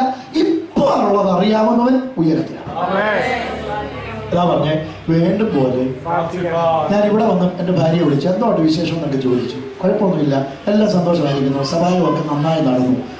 പാസ്റ്റർ നടത്താൻ വന്ന പാസ്റ്റർ കുടുംബമായിട്ട് വന്നു, ആഹാരമൊക്കെ കഴിച്ചു പോയി, എല്ലാം നന്നായിരുന്നു എന്ന് പറഞ്ഞു. പക്ഷെ ഇപ്പോൾ എന്തുവാന്ന് എനിക്കറിയാതില്ല. പക്ഷെ അറിയാവുന്നവൻ ആരാ? ഞാനിങ്ങനെ പ്രാർത്ഥിക്കുമ്പോൾ ഇതറിയാവുന്നവൻ, എനിക്ക് പ്രാർത്ഥിക്കേണ്ടത് പോലെ പ്രാർത്ഥിക്കാൻ അറിയത്തില്ലെന്ന് അറിയാവുന്ന കർത്താവ് എൻ്റെ ബലഹീനതയ്ക്ക് ഹലോ വീണ്ടും പോലെ പ്രാർത്ഥിക്കാൻ. പക്ഷെ ആരും തുണ നിൽക്കുന്നു? ആ സന്തോഷത്തോടെ ദൈവത്തെ ഒന്ന് സൂചിച്ചു. ലോകത്തിൽ നല്ല തുണയുണ്ട് കേട്ടോ, എനിക്ക് നല്ല തുണയാണ്. എന്നാൽ സങ്കീർത്തനം പറയുന്നു കഷ്ടങ്ങളിൽ ഏറ്റവും അടുത്ത. നമ്മൾ ഈ ഓപ്പറേഷൻ തിയേറ്റർ ഇവിടെ നിങ്ങളെ കൂട്ടത്തിൽ കയറ്റുമല്ലോ എന്ന് അറിയത്തില്ല. അമേരിക്കയിലൊക്കെ ഓപ്പറേഷൻ തിയേറ്ററിൽ കയറ്റുമെന്നൊക്കെയാണ് പറയുന്നത്. പക്ഷെ നാട്ടിലെ ഓപ്പറേഷൻ അങ്ങോട്ട് കയറ്റി കഴിഞ്ഞാൽ എത്ര സ്നേഹമുള്ള ഭർത്താവാണെങ്കിലും ഇങ്ങനെ നോക്കി നിൽക്കുകയുള്ളൂ. പുറത്ത് തക്ക തുണയാണ്. ഭാര്യ വേദന കൊണ്ട് വേദനിക്കുമ്പോൾ പുറത്ത് നിൽക്കത്തേ ഉള്ളൂ, എന്നാൽ അകത്ത് കയറാൻ അനുവാദമില്ല. എന്നാൽ ഏറ്റവും അടുത്തൊരു തുണ നമ്മുടെ കർത്താവ്. പൗലോസ് അതുകൊണ്ട് പറഞ്ഞു, എന്റെ ഒന്നാം പ്രതിവാദത്തിൽ ആരും എനിക്ക് ആശക്കാരെല്ലാവരും എന്നെ വിട്ടുപോയി, ദേമാസി ലോകത്തെ വിട്ടുപോയി, എന്ന കർത്താവോ എനിക്ക് തുണ. ഞാൻ ഇന്ന് പറയുന്ന ദൈവമക്കളോട് ഉറപ്പായി പറയട്ടെ, ജീവിതത്തിന്റെ പ്രതിസന്ധിയിൽ കൂട്ടത്തിൽ നിൽക്കുന്ന പലരും കാര്യം പോകും. നിങ്ങളുടെ പൈസ മേടിക്കുന്ന പലരും കണ്ടില്ലെന്ന് വെക്കാം. എന്നാൽ ഏത് പ്രതിസന്ധിയിലും കൂടെ ഇരുന്ന് സിംഹനായി വായിൽ നിന്ന് വിടുവിക്കുന്ന, രോഗത്തിന്റെ കയ്യിൽ നിന്ന് വിടുവിക്കുന്ന, മരണത്തിന്റെ കയ്യിൽ നിന്ന് വിടുവിക്കുന്ന ഒരുവരുണ്ടെങ്കിൽ നമ്മുടെ കർത്താവ് മാത്രമേ ഉള്ളൂ. ഒരു നല്ല തുണ എനിക്കുണ്ട്, ഒരു നല്ല സഭ എനിക്കുണ്ട്, എനിക്കൊരു നല്ല കർത്താവുണ്ട്. അവൻ എന്റെ ബലഹീനതയെ അറിയുന്നവരാണ്, അവൻ എന്റെ രോഗങ്ങളെ അറിയുന്നവരാണ്, അവൻ എന്റെ ഭാരങ്ങളെ അറിയുന്നവരാണ് എന്ന ഉറപ്പോടുകൂടെ കരമുയർത്തി കർത്താവിനെ വിശ്വസിക്കുക. വീണ്ടും പോലെ പ്രാർത്ഥിക്കേണ്ടത് എങ്ങനെയെന്ന് നമുക്ക് അറിയത്തില്ല. പക്ഷെ ആർക്കറിയാം? ആ പരിശുദ്ധാത്മാവ് നമ്മുടെ ബലഹീനതയ്ക്ക്. എന്നിട്ട് അടുത്ത വാക്യത്തിൽ പറയുക, ഉച്ചരിച്ച് കൂടാത്ത ഞരക്കങ്ങളാണ്. ആത്മാവ് വിശുദ്ധന്മാർക്ക് വേണ്ടി പക്ഷപാതം ചെയ്യുന്നത് കൊണ്ട്. ആത്മാവിന്റെ ചിന്ത ഇന്നതെന്ന് ഹൃദയങ്ങളെ പരിശോധിക്കുന്നവൻ. അപ്പൊ ആത്മാവ് എങ്ങനെയാ പക്ഷപാതം ചെയ്യുന്നത്? ഉച്ചരിച്ച് കൂടാത്ത. ഈ അധ്യായത്തിൽ തന്നെ ഞാരക്കമെന്ന് മൂന്നിടത്തുണ്ട്. ഒന്ന്, സൃഷ്ടി ദൈവപുത്രന്മാരുടെ വീണ്ടെടുപ്പിന് വേണ്ടി ഞാരകമുണ്ട്. ഈ പ്രപഞ്ചം മുഴുവനും എന്ത് ചെയ്തോണ്ടിരിക്കുക? ഇടയ്ക്ക് ഭൂമി കുലുക്കവും പിന്നെ മറ്റേ കിടികിടച്ചാടുന്നതും പറയുന്നതും ഒക്കെ തന്നെ. എൻ്റെ ഒടേ തമ്പുരാനെ കുറെ എണ്ണം ഈ ഭൂമിയുടെ മേലിൽ ഇരിപ്പുണ്ട്. യവന്മാരെ എല്ലാം കൂടെ എടുത്തിട്ട് വേണം ഞങ്ങളെ ഒന്ന് രൂപാന്തരപ്പെടുത്തി പുതിയ ആകാശവും പുതിയ ഭൂമിയൊക്കെ വരാൻ. ഈ കൃഷി ചെയ്തുള്ള വിഷമെല്ലാം കൂടെ അടിച്ച് ഇപ്പൊ അവരെ കറിയാപ്പലയ്ക്ക് വരെ വിഷം അടിച്ചുകൊണ്ടിരിക്കുക. അതുകൊണ്ട് എനിക്ക് വയ്യ എന്ന് പറഞ്ഞ് ഭൂമി വീണ്ടെടുപ്പിന് വേണ്ടി ഞാൻ ഇറങ്ങിക്കൊണ്ടിരിക്കുക. പ്രപഞ്ചം മുഴുവനും എന്ത് ചെയ്യും? അത് ഇടയ്ക്കിടെ കുലുക്കയൊക്കെ വീഴുന്നത്. കർത്താവിന്റെ വരവെടുക്കുന്നവർ ഇതെന്ത് ചെയ്തുകൊണ്ടിരിക്കും? കൂടിക്കൊണ്ടിരിക്കും. പ്രപഞ്ചം എന്ത് ചെയ്യുന്നു? രണ്ടാമത്തെ നരകം നമ്മുടെ ഉള്ളില പുത്രത്വത്തിനായി കാക്ഷിച്ചുകൊണ്ട് നമ്മുടെ ശരീരത്തിന്റെ വീണ്ടെടുപ്പാവുന്ന പുത്രത്വത്തിനായി കാത്തുകൊണ്ട് നമ്മുടെ ഉള്ളിൽ എന്ത് ചെയ്യുന്നു? ഇറങ്ങുന്നു. കർത്താവേ നീ ഒന്ന് വീണ്ടും വരണമെന്ന് വീട്ടിൽ ഭർത്താവുമായിട്ട് കെറിയിക്കുമ്പോഴെങ്കിലും നമ്മൾ പറയാറില്ല. പക്ഷെ ഞങ്ങൾ ഒരു കെറിവില്ല അല്ലേ? സത്യമാണ്. ഈ ടെൻഷനൊക്കെ കൂടുമ്പോ എന്നാലും ഇച്ചിരിയൊക്കെ ഉണ്ടല്ലേ? ഉണ്ടോ ഇല്ലയോ? ഇല്ല. സ്വന്തം നിങ്ങൾ നല്ല മനുഷ്യൻ. അതൊക്കെ ഞാൻ പറഞ്ഞേ. നിങ്ങളുടെ ഇടയെ ശുശ്രൂഷിക്കാന്ന് പറഞ്ഞാൽ ഭയങ്കര സന്തോഷം. അത് നാട്ടിലൊക്കെ ഉള്ളൂ. ഇവിടുന്ന് ഒരു അനുഭവം ഇല്ല. കാര്യം തമ്മിൽ കാണുന്നില്ല അല്ലേ? എന്ന് പറഞ്ഞാലും തെറ്റപ്പെട്ടെ ഞാൻ നമ്മളുടെ ഒന്നോ എന്തുവാ, നിങ്ങൾ നല്ല മനുഷ്യരാണ്, നല്ല ആൾക്കാരാണ്. സ്തോത്രം. അത് കുറ്റപ്പെടുത്തി പറഞ്ഞല്ല ഞാൻ പറഞ്ഞത്. അപ്പൊ നമ്മുടെ ഉള്ളിൽ എന്ത് ചെയ്യുന്നു? ആ ഞരക്കമില്ലെങ്കിൽ, ഇവിടെ തന്നെ കെട്ടിപ്പിടിച്ചിരിക്കാനുള്ളൊരു താല്പര്യമാണെങ്കിൽ, കർത്താവിന്റെ വരവെന്ന് കേൾക്കുമ്പോൾ ഉള്ളിൻ്റെ ഉള്ളിൽ ഒരു കുതിപ്പില്ലെങ്കിൽ, ഞാൻ നിങ്ങളോട് പറയാം, രക്ഷിക്കപ്പെടാത്തവർ നിങ്ങൾ തമ്മിൽ വലിയ വ്യത്യാസം. ഇത്ര നേരമുള്ള സന്തോഷം പോയി. ഇത്ര നേരമുള്ള സന്തോഷം പോയി. എൻ്റെ പ്രിയപ്പെട്ടവര്, ഞാൻ ഏറ്റവും അവസാനം പറയുമ്പോൾ നിങ്ങൾക്ക് മനസ്സിലാവും, എൻ്റെ ശുശ്രൂഷ ഇവിടെ നിങ്ങൾക്ക് അനുഗ്രഹം കിട്ടാൻ വേണ്ടിയുള്ളതല്ല. ഞാനിവിടെ വന്നതും കുറെ പണം സമ്പാദിക്കാൻ വേണ്ടിയല്ല. കിട്ടുന്നതൊക്കെ ഞാൻ മേടിച്ചോണ്ട് പോയി കർത്താവ് നടത്തുന്ന രീതി ഞാൻ ചെയ്യുമായിരിക്കുക. പക്ഷെ അതല്ല എൻ്റെ ലക്ഷ്യം. അതുകൊണ്ടാണ് ഒരിടത്ത് പോയാലും എന്ത് ചെയ്യുന്നെന്നോ എന്ത് പ്രവർത്തിക്കുന്നെന്നോ ഒരു റിപ്പോർട്ട് ആർക്കും കൊടുക്കാറില്ല. കാര്യം ആർക്കും റിപ്പോർട്ട് കൊടുക്കേണ്ട ആവശ്യം എനിക്കില്ല. റിപ്പോർട്ട് കൊടുക്കേണ്ട ഒരുവൻ ഉയരത്തിലുണ്ട്. ഞാൻ അവന് എണ്ണി കണക്ക് കൊടുത്തേ പറ്റൂ. ഇവിടെ എത്രയെല്ലാം ഉണ്ടായാലും നമ്മളെ ഇച്ചിരേ അനുഭവിക്കുകയുള്ളൂ. എന്നാൽ നിത്യതയ്ക്ക് വേണ്ടി ഒരുങ്ങണമെന്നുള്ളതാണ് എനിക്ക് നിങ്ങളോട് പറയാനുള്ള സന്ദേശം. അതെന്നാണ് ഏറ്റവും അവസാനം ഞാൻ പറയാം. അതുകൊണ്ട് ഞാൻ പറയട്ടെ മക്കളെ, ആത്മാവ് ഞരങ്ങുന്നു. അപ്പൊ മൂന്നാമത് ഞരങ്ങുന്നത് എന്തുവാ? ആത്മാവ്. എവിടെ നിന്ന് ഞരങ്ങുന്നു? നമ്മുടെ ഉള്ളിൽ നിന്ന് ഞരങ്ങുന്നു. എന്തിനു വേണ്ടി ഞരങ്ങുന്നു? പക്ഷപാതം ചെയ്യുക. എന്തോ പക്ഷപാതം ചെയ്യുക. പക്ഷപാതം എന്ന് പറഞ്ഞാൽ എന്ത് അർത്ഥം? നമ്മുടെ പക്ഷത്ത് നിന്ന് വാദിക്കാൻ നമ്മുടെ ഉള്ളിൽ ഇരുന്ന് പരിശുദ്ധാത്മാവ് ചെയ്യുന്നു, ഇറങ്ങുന്നു. അപ്പൊ നമുക്ക് വേണ്ടി പക്ഷപാതം ചെയ്യാൻ ആരുണ്ട്? ഇടയ്ക്കിടയ്ക്ക് പറഞ്ഞിട്ടില്ലയോ, എനിക്ക് വേണ്ടി പറയാൻ മാത്രം ആരുമില്ല, എന്റെ കാര്യം മാത്രം ചിന്തിക്കാൻ ആരുമില്ലെന്നൊക്കെ പറഞ്ഞിട്ടില്ലേ? പക്ഷെ പരിശുദ്ധാത്മാവ് നമ്മുടെ പക്ഷം പിടിക്കാനുണ്ടോ? നിങ്ങൾക്കാണ് പുറകിൽ നിന്നൊരു സപ്പോർട്ട് ഉണ്ട് സഹോദരി, ഒന്ന് കൈത്താങ്ങളുണ്ടെന്നൊക്കെ ഇടയ്ക്കിടയ്ക്ക് പറയാറില്ലയോ? പക്ഷെ എന്റെ പക്ഷം പിടിക്കുക ലോകത്തിലെ ആരുമില്ല, എന്നെ ഒന്ന് കൈത്താങ്ങുവാൻ ആരുമില്ല എന്ന് ചിന്തിക്കുമ്പോ എന്ന് പറഞ്ഞ ദൈവാത്മാവിന്റെ വചനത്തിലൂടെ ഞാൻ വെളിപ്പാടായി വിളിച്ചു പറയുക, നിന്റെ പക്ഷത്ത് ആരുമില്ലെന്ന് നീ പറയരുത്. പരിശുദ്ധാത്മാവ് നിന്റെ പക്ഷം പിടിപ്പ് ഒരു കാര്യസ്ഥനായി നിന്നോടൊപ്പമുണ്ട്. നിനക്ക് മുൻപത്തിന്റെ മതിലുള്ളത് ആത്മാവ് നിന്നെ നിറച്ചത് നിന്നെ ഒറ്റപ്പെടുത്താനല്ല, നിന്റെ പക്ഷം പറഞ്ഞ് നിനക്ക് വേണ്ടി ഇടിവ് നിൽക്കാൻ. അപ്പൊ പക്ഷപാതം ചെയ്യുന്നതാര്? എവിടെ ഇരുന്ന് പക്ഷപാതം ചെയ്യുന്നു? നമ്മുടെ ഉള്ളിലിരുന്ന് പക്ഷപാതം ചെയ്യുമ്പോ തന്നെ പിതാവിന്റെ വലതുഭാഗത്ത് ഇരുന്ന് പക്ഷപാതം ചെയ്യുന്ന ഒരാളെ കുറിച്ച് ഈ അധ്യായത്തിൽ പറയുന്നുണ്ട്. 34-ാമത്തെ വാക്യം, അവൻ മരിച്ചിട്ട് ഉയർത്തെഴുന്നേറ്റവൻ, എന്നിട്ടോ ദൈവത്തിന്റെ വലത്തുഭാഗത്ത് ഇരിക്കുകയും നമുക്ക് വേണ്ടി നിങ്ങളുടെ ഉള്ളിൽ ഇരുന്ന് ആത്മാവ് നിങ്ങൾക്ക് വേണ്ടി പക്ഷപാതം ചെയ്യുമ്പോൾ കണ്ണുയർത്തി മേലോട്ട് നോക്കിയ സീലിംഗ് കാണാനല്ല, അതിന് അങ്ങേപ്പുറത്ത് കണ്ടോ? ഒരാൾ പിതാവിന്റെ വലത്തുഭാഗത്ത് നിൽക്കുന്നത് കണ്ടോ? ആരാ? എന്റെ കർത്താവ്, വില കൊടുത്തു വാങ്ങിയവൻ. അവൻ നിങ്ങൾക്ക് വേണ്ടി ഇന്ന് പകലും പക്ഷപാതം ചെയ്യുക. ഞാനും നിങ്ങളും നിലനിൽക്കുന്നത് നമ്മുടെ മിടുക്കുകൊണ്ടല്ല, നമ്മുടെ കഴിവുകൊണ്ടല്ല, വില കൊടുത്തു വാങ്ങിയവൻ നമുക്ക് വേണ്ടി പക്ഷപാതം ചെയ്യുന്നതുകൊണ്ട്. ഒരിക്കൽ യോശുവ എന്ന് പറയുന്ന മഹാപുരോഹിതൻ ദൈവസേനയിൽ നിൽക്കുക, അവന്റെ വസ്ത്രം എന്ത് ചെയ്തു? മുഷിഞ്ഞിരിക്കുക.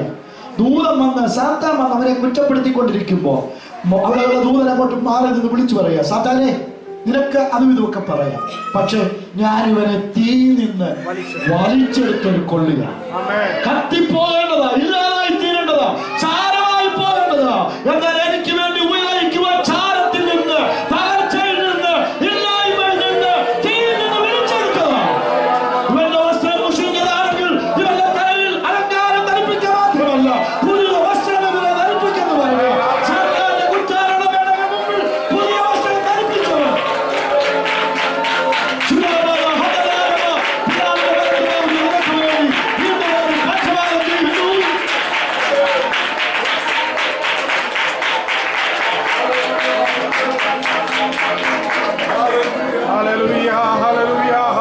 അവിടെ പറയുമ്പോൾ തന്നെ മറ്റൊരു കാര്യം കൂടെ ഞാൻ പറഞ്ഞുകൊള്ളട്ടെ.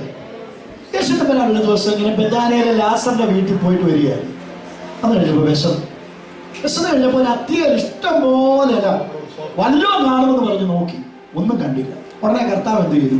ഒരു തോട്ടി കെട്ടി, പരതിന്നാണോ വായിക്കുന്നത്? നിങ്ങൾ പറഞ്ഞു ശപിച്ചു. പിന്നീട് രാവിലെ എന്തോ സംഭവിച്ചു? വേര് മുതൽ പറഞ്ഞേ മേലോട്ട് ഉണങ്ങി. പിറ്റേന്ന് രാവിലെ വേര് മുതൽ മേലോട്ട് ഉണങ്ങി കഴിഞ്ഞപ്പോ ഇതെന്നാന്നൊക്കെ ശിഷ്യന്മാർ പറഞ്ഞില്ലേ? അതോ നീ കണ്ടോ, ഇന്നലെ ശമിച്ച അത്തി ഇപ്പൊ എന്ത് ചെയ്തിരിക്കും? ഉണങ്ങി പോയിരിക്കും. പക്ഷേ നമ്മുടെ കർത്താവ് പറഞ്ഞ മറ്റൊരു അത്തിയുടെ ഓർമ്മയുണ്ടോ? ഒരു തോട്ടത്തിൽ നട്ടൊരത്തി 3 വർഷം ഫലം കിട്ടുമോ എന്ന് നോക്കിക്കൊണ്ടിരുന്നു. കിട്ടിയില്ല. ഉടനെ വെട്ടിക്കളയാമെന്ന് പറഞ്ഞു കഴിഞ്ഞപ്പോ തോട്ടക്കാരൻ പറഞ്ഞു, എന്റെ ഉടമസ്ഥ, എന്റെ യജമാനെ ഒരു കാര്യം ചെയ്യണം, 1 വർഷം കൂടെ. ഹലോ, ഒരു ഗ്രേസ് പീരിയഡ്, 1 year, 1 വർഷം കൂടെ ഈ വ്യക്തിക്ക് വേണ്ടി എന്ത് ചെയ്യും? ഞാൻ ഒന്ന് കിളച്ചിട്ട് ഇച്ചിരി വചനത്തിന്റെ വളമൊക്കെ ഒന്ന് ഇട്ടുകൊടുക്കട്ടെ. അടുത്ത വർഷം ഇതേ സമയത്ത് പല കാഴ്ചക്കിലോ വ്യത്യാസം വന്നാലോ? ആ ഉടമസ്ഥൻ പറഞ്ഞു, ശരി, 1 വർഷം കൂടെ. പലപ്പോഴും മറ്റേ ഗോഡാലി എടുത്തതാ. എന്നാൽ ഞാൻ 1 വർഷം കൂടെ അവസരം കൊടുക്കുക. എന്റെ ഇത് തമ്മിലുള്ള വ്യത്യാസം എന്നറിയാമോ? വ്യത്യാസം മറ്റൊന്നുമല്ല, ഒറ്റ കാര്യമേ ഉള്ളൂ. ഒന്ന് വഴിയിൽ കിടന്നതാ, അപരാപരാന്ന് മുളച്ചു വന്നതാ. ഇത് തോട്ടത്തിന്റെ നടുവിൽ നിൽക്കുന്നതാ. വഴിയിലുള്ളത് പലതും വെട്ടിക്കളഞ്ഞപ്പോ, പറ്റുപോയപ്പോ തോട്ടത്തിൽ നടുവിൽ വന്നു എന്നൊരൊറ്റ കാരണത്താൽ ശത്രുവിന്റെ പാറ്റുകൾ അവസരം ചോദിച്ചിട്ടു, അവസരം പഠിച്ചിട്ടു. ഇന്നുവരെ കേടുകൂടാതെ നിൽക്കുന്നത്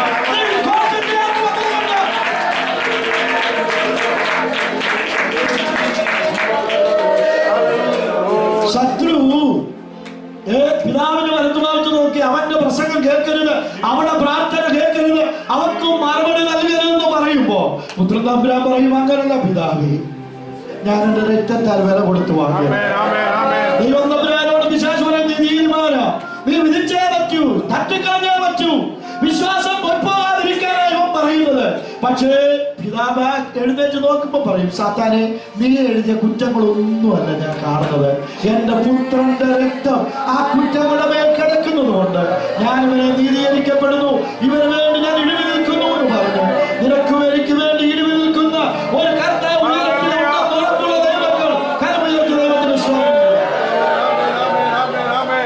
ശ്രദ്ധിച്ച്. നമുക്ക് ആരുമില്ല അല്ലേ? നിങ്ങളുടെ കുടുംബക്കാരൊക്കെ എല്ലാം വിശ്വാസത്തിലോ നാട്ടിൽ നിന്നൊക്കെ പ്രാർത്ഥിക്കും. വിശ്വാസ സഹോദരി, എന്റെ വീട്ടിൽ നിന്ന് ഞാൻ മാത്രം വിശ്വാസത്തിൽ ഇറങ്ങിയതാ. പുറയിൽ ആരും എന്ത് ചെയ്തിട്ടില്ല. ഞങ്ങൾ ആ പുറയോന പള്ളിക്കാരാ, അവരുമാണ് എല്ലാവർക്കും. പിന്നെ അത് ആരാ ഒന്ന് സപ്പോർട്ട് ചെയ്യാൻ? നിങ്ങളൊക്കെ പിടിച്ച് വിശ്വാസത്തിൽ നിൽക്കുന്നത് പുറകിൽ പ്രാർത്ഥിക്കാനുള്ളതാണെന്നൊക്കെ നമ്മൾ ഇടയ്ക്കിടയ്ക്ക് പറഞ്ഞിട്ടില്ലേ? ഉണ്ടോ ഇല്ലയോ? അല്ല, അങ്ങനെ എങ്ങനെയൊക്കെ പറഞ്ഞിട്ടില്ലേ? പക്ഷേ നമ്മൾ ഒറ്റയ്ക്കാണോ? ഉള്ളിലിരുന്ന് പറഞ്ഞ് പരിശുദ്ധം പിതാവിന്റെ വലതുഭാഗത്തെ പുത്രനുണ്ട്. ഇത് മാത്രമല്ല, വേറൊരു പക്ഷപാതം കൂടി ഈ പുസ്തകത്തിലുണ്ട്.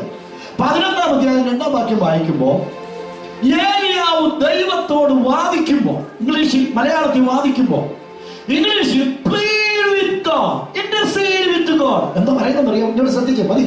12-ാം അധ്യായം 2, 3, 4 വാക്യങ്ങൾ വായിക്കുമ്പോൾ നമ്മൾ കാണുന്നത് ദൈവം മുന്നറിഞ്ഞിട്ടുള്ള നേരത്തെ അടുത്ത വാക്യം ഏലിയാവിന്റെ ചരിത്രത്തിൽ തിരുവെഴുത്ത് 4-ാം വാക്യത്തിലാണ് മലയാളത്തിലാണ്, പക്ഷെ ഇംഗ്ലീഷിൽ അത് 2-ാം വാക്യത്തിലാണ്.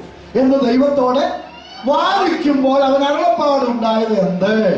വാളിന് മുട്ടുമടക്കാത്ത 7000 പേര്. ഞാൻ പറയാം, ദൈവമേ എന്നോട് ശ്രദ്ധിച്ചേ. ദൈവമേ, നീ അല്ലേ എന്നോട് പറഞ്ഞേ യാഗപീഠം പണിയാ? ഞാൻ അത് ഒരുക്കി, എല്ലാരെയും വെല്ലുവിളിച്ചു. ദൈവത്തിനുള്ളവർ മാറി നിൽക്കട്ടെ, ബാലിലുള്ളവർ മാറി നിൽക്കട്ടെ എന്ന് പറഞ്ഞ് യാഗപീഠത്തിൽ തീ ഇറക്കി. നീ എന്നോട് പറഞ്ഞ എന്റെ ജനമെല്ലാം നിന്റെ മുട്ടുവളക്കത്തില്ലെന്നൊക്കെ അല്ലേ പറഞ്ഞു. എന്നിട്ട് ഇപ്പൊ എന്ത് ചെയ്യും? ഞാൻ ഒരുത്തൻ മാത്രം,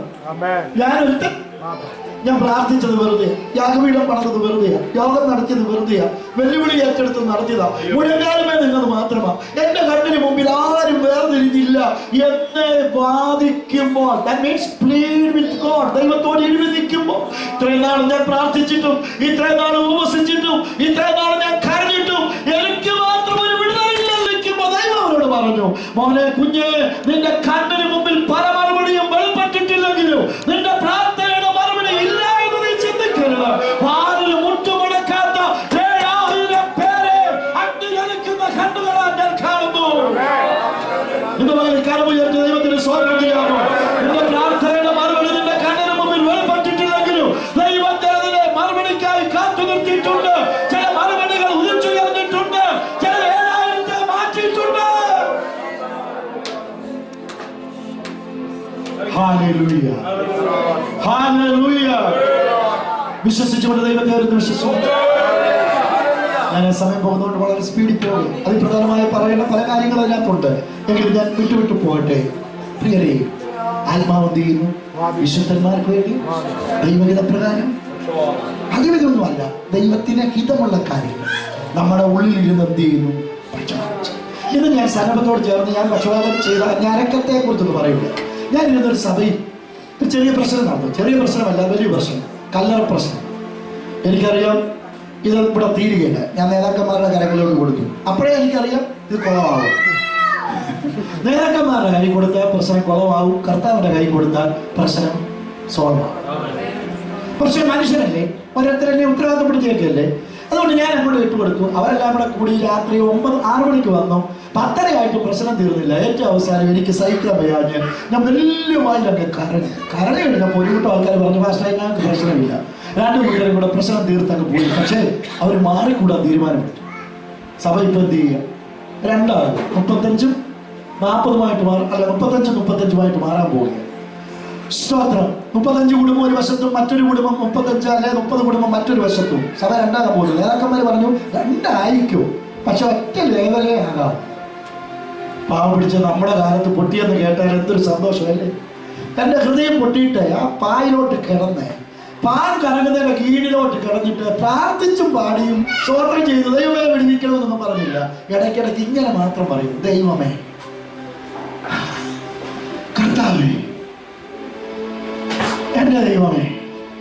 പക്ഷെ പിറ്റേ ആഴ്ച ഇവരെല്ലാം വന്ന് ക്ഷമ ചോദിച്ചു. ഹലോ, പ്രാർത്ഥിച്ചോ? ഭാഷ പറഞ്ഞു, ഒരു സൈൻ, ഒരു ഞരക്കം സ്വർഗം അറിഞ്ഞു. ഞാനിന്ന് പകരം എപ്പോഴും ഉപദേശം പറഞ്ഞ ഒരു ഉദാഹരണം പോലെ, ചുമയായിട്ട് ഡോക്ടറെ അടുക്കലേക്ക് ചെന്നതാ. കസേരയിലോട്ട് ഇരുത്തി, എന്തുവാ ചുമ? എപ്പോഴാ ചുമ? അത് വൈകിട്ടും പകലും രാവിലെ ഉച്ചയ്ക്കും തിന്നുമ്പോഴും കുടിക്കുമ്പോഴും പരച്ചോളം എല്ലാം ഇപ്പോഴും ചുമയാ. ഇങ്ങോട്ട് തിരിഞ്ഞ് ഒന്ന് വലിച്ചേ, ഒന്ന് വിട്ടേ, വിട്ടു. പുറമെ തിരിഞ്ഞ് പുള്ളിക്കാരൻ ഒരു പേപ്പർ എഴുതിയിട്ട് നിമോണിയ എന്ന് പറഞ്ഞ് എഴുതി അതിന്റെ മരുന്ന് ഇങ്ങോട്ട് തന്നെ. അടുത്ത ആൾ ചുമയുമായിട്ട് നിൽക്കുക, ഇവരുടെ കൂട്ടത്തിൽ വന്നതാ. ആ പുള്ളിക്കാരനെ തിരിച്ചും മറിച്ചും ടെലസ്കോപ്പ് വെച്ച് പരിശോധിച്ചു. അങ്ങാർക്ക് എന്താ നിമോണിയ ബ്രോങ്കൈറ്റിസ് എന്ന് പറഞ്ഞത് അതാണ് പറഞ്ഞ് എഴുതി കൊടുത്തു. അടുത്ത ആൾ വന്നപ്പോ പറഞ്ഞു ടൈഫോയിഡാന്ന് പറഞ്ഞു. ഒറ്റ ചുമ, 3 പേർക്ക് ചുമ. എന്താ റീസൺ പറഞ്ഞത്? ചുമ. പക്ഷേ ടെലസ്കോപ്പ് ഡോക്ടർ ചെവി വെച്ച് അകവും പുറവും പരിശോധിച്ചപ്പോൾ ചുമയുടെ വിവിധ റീസൺ ആ കൊച്ചു ബുദ്ധി കൊണ്ട് മനസ്സിലാക്കിയെങ്കിൽ നീ ഒരു വിഷയം പോലും പറഞ്ഞില്ലെങ്കിലും നീ ആത്മാവിൽ ഞരക്കുമ്പോ നിന്റെ ഹൃദയത്തിന്റെ വില മനസ്സിലാക്കുന്ന ഒരു ഉടമസ്ഥന ഉയരത്തിലുള്ളത്. ആശയപ്പെടിയോ? സമയത്തിന്റെ പരിമിതി ഞാൻ വിശദീകരിക്കുന്നില്ല.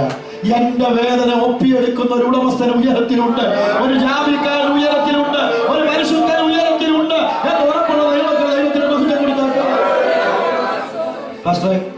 പ്രാർത്ഥിക്കേണ്ടത് ഒരു മർമ്മം കൂടെയാണ്. ദൈവം പണ്ടൊരിക്കൽ ഗ്രഹിപ്പിച്ചത്. പ്രാർത്ഥിക്കേണ്ടത് ബുദ്ധി കൊണ്ട്.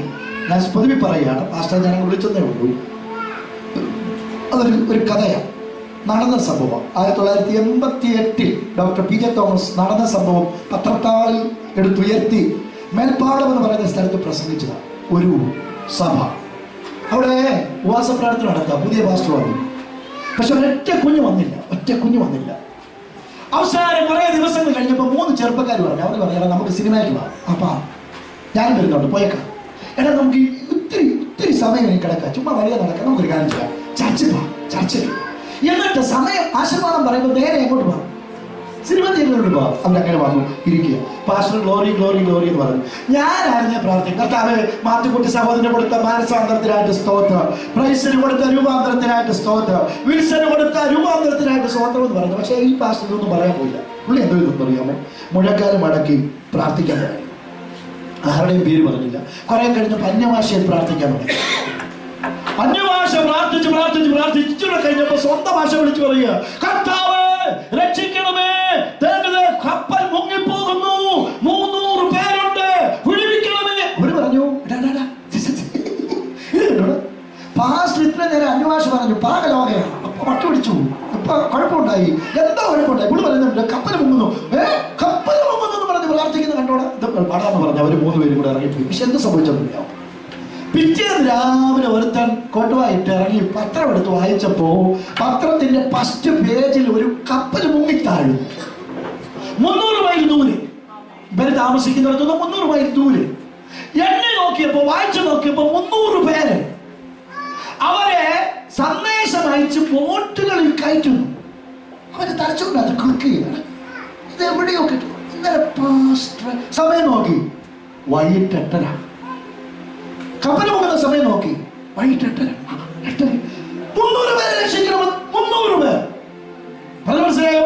അവരോടെ ഫോൺ എടുത്തു. ഡാ കുഞ്ഞേ, എടാ എഴുന്നേറ്റോടാ, എഴുന്നേറ്റു. നീ പത്രം കണ്ടോടാ? പത്രം കണ്ടു.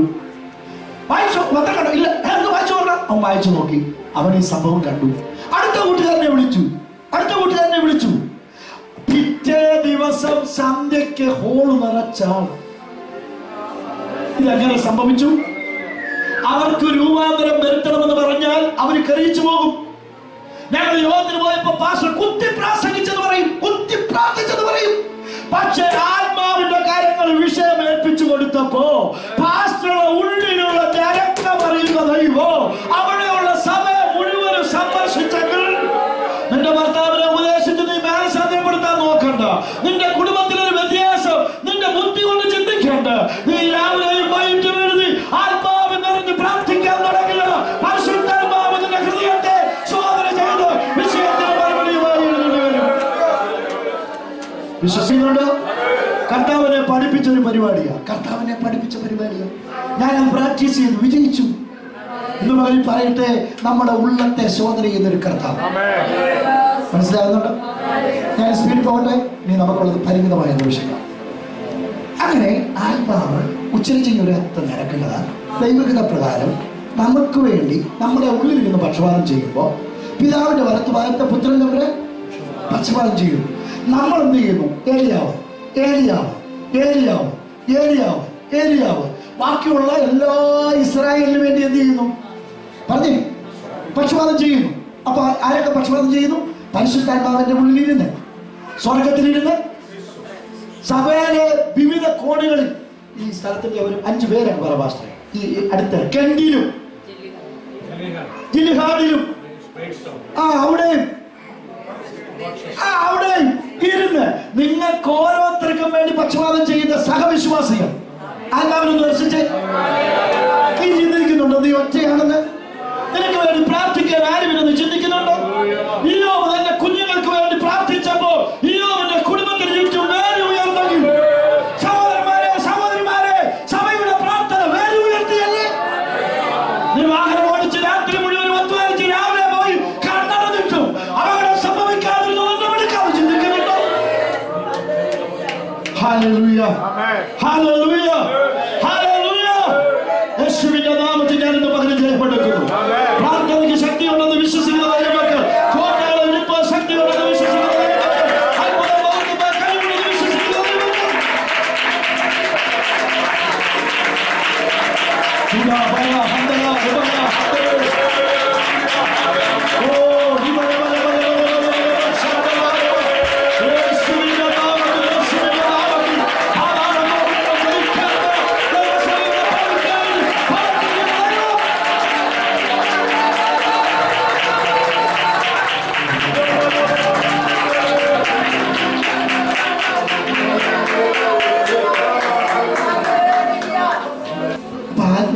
ഉച്ചരിച്ചു കൂടാത്ത ഞാനക്കാങ്ങളാൽ പക്ഷപാതം ചെയ്തു. അടുത്തത് എന്നിട്ടും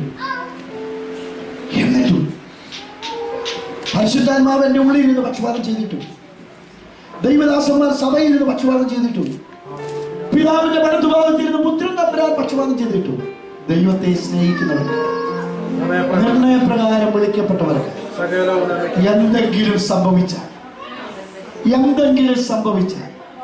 അത് നന്മയ്ക്കായിട്ട്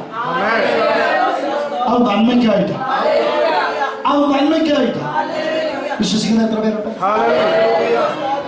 ഇത് ഞാൻ ചുമ്മാ പറയല്ല കേട്ടോ, അനുഭവത്തിൽ നിന്ന് പറയുക. ഞാനൊരു സാധാരണ ഉപദേശിയാണ്, ഇപ്പോഴും സാധാരണ ഉപദേശിയാണ്. ആരും അറിയരുതെന്ന് പറഞ്ഞ് ഒതുങ്ങിക്കൂടുന്ന ആളാണ്. ആരെങ്കിലും കാണുമ്പോൾ മാറിപ്പോകാൻ ആഗ്രഹിക്കുന്ന ഒരാളാണ്. കാര്യം ലോകപ്രകാരം ഒന്നും ഉയരണ്ടാന്ന് ആഗ്രഹിക്കുന്ന ഒരാളാണ്. ആവശ്യം മാത്രം നടന്നാൽ മതി, അധികമൊന്നും കൈ വരണ്ടെന്നും ആഗ്രഹിക്കുന്ന ആളാണ്. ദൈവസനത്തിലാണ് പറയുന്നത്. ഇത് കേട്ടോണ്ട് കർത്ത ഉള്ളതുകൂടെ നമുക്ക് മുടക്കാനും സാധ്യതയുണ്ട് അല്ലേ? നമുക്ക് ആവശ്യമുള്ളത് മതി, ഉള്ളത് ഞാൻ തൃപ്തനാണ്. എന്തും ഉണ്ടായാൽ അതിനകത്ത് ഞാൻ ആരാണ്? അതിനുവേണ്ടി ഒരു അടവോ തടവോ ഒന്നും വേണ്ട. അങ്ങനെ സംഭവിക്കാനൊരു സാധ്യതയുണ്ട്. ഞങ്ങൾക്ക് 9 വർഷങ്ങൾക്ക് മുമ്പ് ഞങ്ങൾക്ക് 3 കുഞ്ഞുങ്ങളാണ്. മൂത്ത മോൻ പ്രൈസ് ആൻകോശ്, ഇതുപോലെ നിറം നമ്മുടെ പ്രൈസിനെ പോലെ സുന്ദരിയാണ്. നമ്മുടെ ഗസ്യായ പോലും അതുപോലെ അതിന് അത്രയൊക്കെ ഇച്ചിരി ഉയരമുണ്ട്. അത്രയൊക്കെ ഉയരം കാണുള്ളൂ. 10 വയസ്സ് പ്രായം. ബർത്ത്ഡേയുടെ അന്ന് എന്നോട് പറഞ്ഞു, ഞങ്ങളോട് പറഞ്ഞു, ഇത്ര നാളും നിങ്ങൾ എനിക്ക് ബർത്ത്ഡേക്ക് ഒന്നും ഉണ്ടാക്കി തന്നിട്ടില്ല, ഇതിലേക്ക് പായസം തരണം. പായസം ഒക്കെ കൊടുത്തു. പക്ഷെ പിറ്റേ നമ്മുടെ പനിയുമായിട്ട് ഹോസ്പിറ്റലിൽ പോയി 7 ദിവസം കിടന്നിട്ട് അവിടെ പനി മാറി. പക്ഷേ നടക്കുമ്പോൾ ഇംബാലൻസ്. നേരെ ഹോസ്പിറ്റലിൽ പോയി MRI സ്കാനിങ് എടുത്തപ്പോഴാണ് മനസ്സിലാകുന്നത് ബ്രെയിൻ ട്യൂമർ സെർബലത്തിലാണ് അത് വളർച്ചയെത്തിയിരിക്കുന്നത്. ഞങ്ങളുടെ ഹൃദയം തകർന്നു, ഓപ്പറേഷൻ വേണം. പക്ഷെ 5% കുഞ്ഞിന് ജീവൻ ഉണ്ടാവും. അഥവാ വന്നാലും കുട്ടിയായതുകൊണ്ട് പിന്നെ വരും.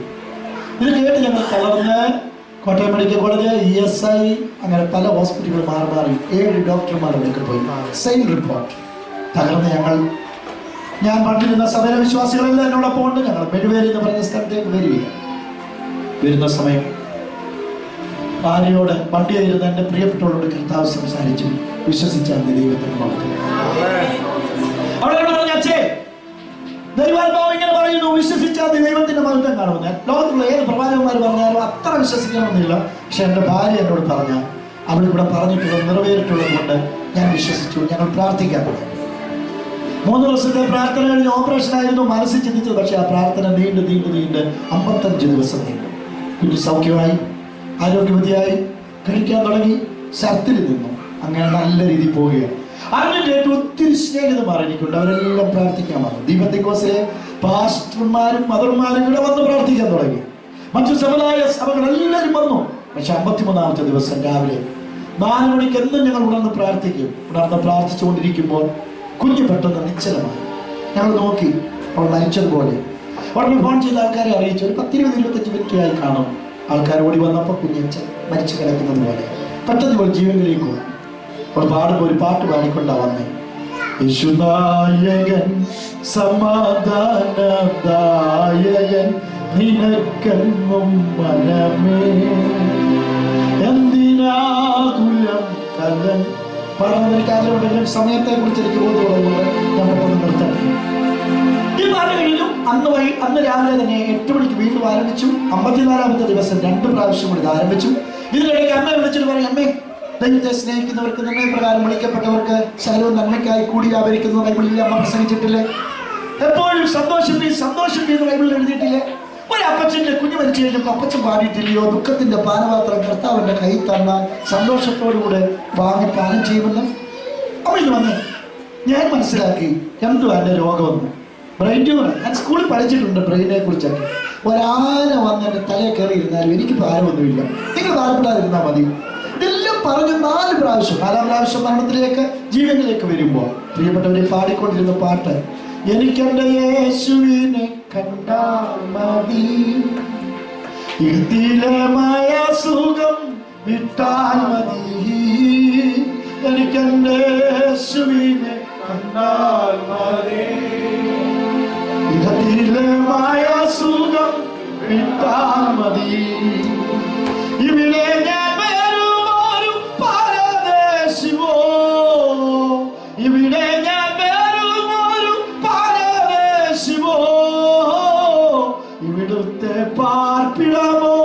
വഴിയമ്പലം, ഇവിടുത്തെ പാർപ്പിടമോ വഴിയമ്പലം, എനിക്കെന്റെ യേശുവിനെ കണ്ടാൽ മതി, ഇകത്തിലെ മായാസുഖം കിട്ടാൻ മതി, എനിക്കെന്റെ യേശുവിനെ കണ്ടാൽ മതി, ഇകത്തിലെ മായാസുഖം കിട്ടാൽ മതി. എന്റെ കണ്ണുകൾ നിറയുന്നത് അവൾ മരിച്ചുപോയതിന്റെ ദുഃഖത്തിലൊന്നും അല്ല, മറിച്ച് നിത്യതയെ കുറിച്ചുള്ള പ്രത്യാശ. ദുഃഖമില്ലെന്ന് പറഞ്ഞാൽ ഏതപ്പനാ ദുഃഖമില്ലാത്തത്? ദുഃഖമുണ്ട്, പക്ഷേ അങ്ങനെയുള്ളൊരു ദുഃഖമല്ല, അതിന്റെ പിന്നെ ദൈവത്തിന് വലിയ ഉദ്ദേശമുള്ളതിന്റെ ദുഃഖമാണ്. പ്രിയപ്പെട്ടവരെ, അപ്പനെ സ്വർഗത്തിൽ ചെന്ന് എനിക്ക് കാണാം, പക്ഷെ അപ്പനും മകളുമെന്നുള്ള ബന്ധം ഇവിടെ ഇല്ല. സ്വർഗത്തില് ഒരു ദുഃഖമേ ഉള്ളൂ. ഈ കുഞ്ഞ് ഏറ്റവും അവസാനം എന്നോട് പറഞ്ഞു, അച്ഛൻ എന്നെ അങ്ങ് വിട്, അപ്പൊ ചൂടുള്ളത് കൊണ്ട് നൂറുകണക്കിന് ആൾക്കാർ വരികയാണ്. ഞാനിരുന്ന ചർച്ചകളിൽ നിന്നെല്ലാം നല്ല രീതിയിലാണ് ട്രാൻസ്ഫർ ആയി പോയത്. അതുകൊണ്ട് എല്ലാവരും ഇങ്ങനെ വാഹനം പിടിച്ചു വരികയാണ്. സ്കൂളിലെ അച്ഛന്മാർ, ഞാൻ YMC എന്ന് പറയുന്ന പ്രസ്ഥാനമായിട്ട് ബന്ധപ്പെട്ട് അവിടെയുള്ള സ്റ്റഡി ക്ലാസ്സുകളും മറ്റും ഞാനും സജീവമായിരുന്നുകൊണ്ട് ആ നാട്ടിലുള്ള അച്ഛന്മാര് പലരും വരുന്നു. അങ്ങനെ എല്ലാവരും വരുമ്പോൾ ഈ പാട്ട് ഇങ്ങനെ പാടിക്കൊണ്ടിരിക്കുക. ഏറ്റവും അവസാനം കുറച്ചു നേരമുള്ളൊരു സമയത്ത് എന്നോട് പറഞ്ഞ ബെറ്റിക്കോട്ടായിട്ടേക്കുന്ന ചൂട് കൊണ്ട് ഞാൻ പുറപ്പ് പുതയ്ക്കാൻ പറയും, അതുകൊണ്ട് പുതപ്പിട്ടിരിക്കുക. ഞാൻ പറഞ്ഞു, മോളെ പുറപ്പ് ഒരു പക്ഷേ കാലി കുടുങ്ങിയതായിരിക്കും, അച്ഛൻ പിടിച്ചിട്ടില്ല. അല്ല അച്ഛനെ വിടുമ്പോ ഞാൻ ചോദിച്ചു, മോളെ യേശുപ്പച്ചൻ്റെ അടുക്ക പോകുന്നതാണോ മോക്കിഷ്ടം, അതോ അച്ഛനോടും അമ്മയോടും ഒപ്പം താമസിക്കുന്നു? അവൾ പറഞ്ഞു, എനിക്ക് എൻ്റെ യേശുപ്പച്ചൻ്റെ അടുക്ക പോകുന്നതാണ്. ഞാൻ എൻ്റെ ഭാര്യ വിളിച്ചിട്ട് പറഞ്ഞു, നമ്മുടെ കുഞ്ഞ് 4 പ്രാവശ്യം മരിച്ചു, തിരികെ ജീവനിലേക്ക് വന്നു, നമ്മുടെ പ്രാർത്ഥന ദൈവം കേട്ടു. ഇപ്പൊ കുഞ്ഞിലൂടെ ദൈവം ചോദിക്കുന്നു, തിരികെ വിടാൻ നമുക്ക് പ്രാർത്ഥിക്കാം ദൈവഹിതത്തിനായി. ഞങ്ങൾ ഒന്നിച്ച് പ്രാർത്ഥിച്ചു. അന്ന് രാത്രി 1:30 യോഗമെല്ലാം കഴിഞ്ഞ് അർദ്ധരാത്രി 12 പേര് കിടക്കയിൽ പ്രാർത്ഥിച്ചുകൊണ്ടിരിക്കുന്നു. ഇവളെന്റെ ബലമുള്ള കരത്തേരുന്ന് മുറുകെ പിടിച്ചു എന്നെ ഒന്ന് നോക്കി. അത് വലിയ സന്തോഷത്തിലായിരുന്നു. കുഞ്ഞുങ്ങളെല്ലാം ഉമ്മയൊക്കെ വെച്ച് കൊടുത്തിരുന്നു, അനിയത്തിയും ആങ്ങളെയും. ഞങ്ങൾ ചോറ് വാങ്ങി കഴിച്ചു, ആഹാരം കഞ്ഞി കുടിച്ചു, ആഹാരം വാങ്ങി നടന്നു, സന്തോഷത്തോടെ കിടക്കുന്ന ആ കുട്ടി. ഇന്നലെയായപ്പോൾ കർത്താവിൻ്റെ അടുക്കിലേക്ക് പോവുകയാണ്. സമയം ഞാൻ എൻ്റെ ഭാര്യയെ നുള്ളി നമ്മുടെ കുഞ്ഞ് കർത്താവിൻ്റെ അടുക്കിലേക്ക് പോകുന്നു.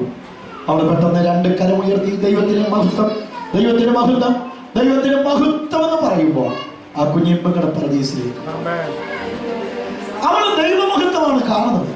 ദൈവത്തെ മഹത്വപ്പെടുത്തിക്കൊണ്ട് നിൽക്കുക.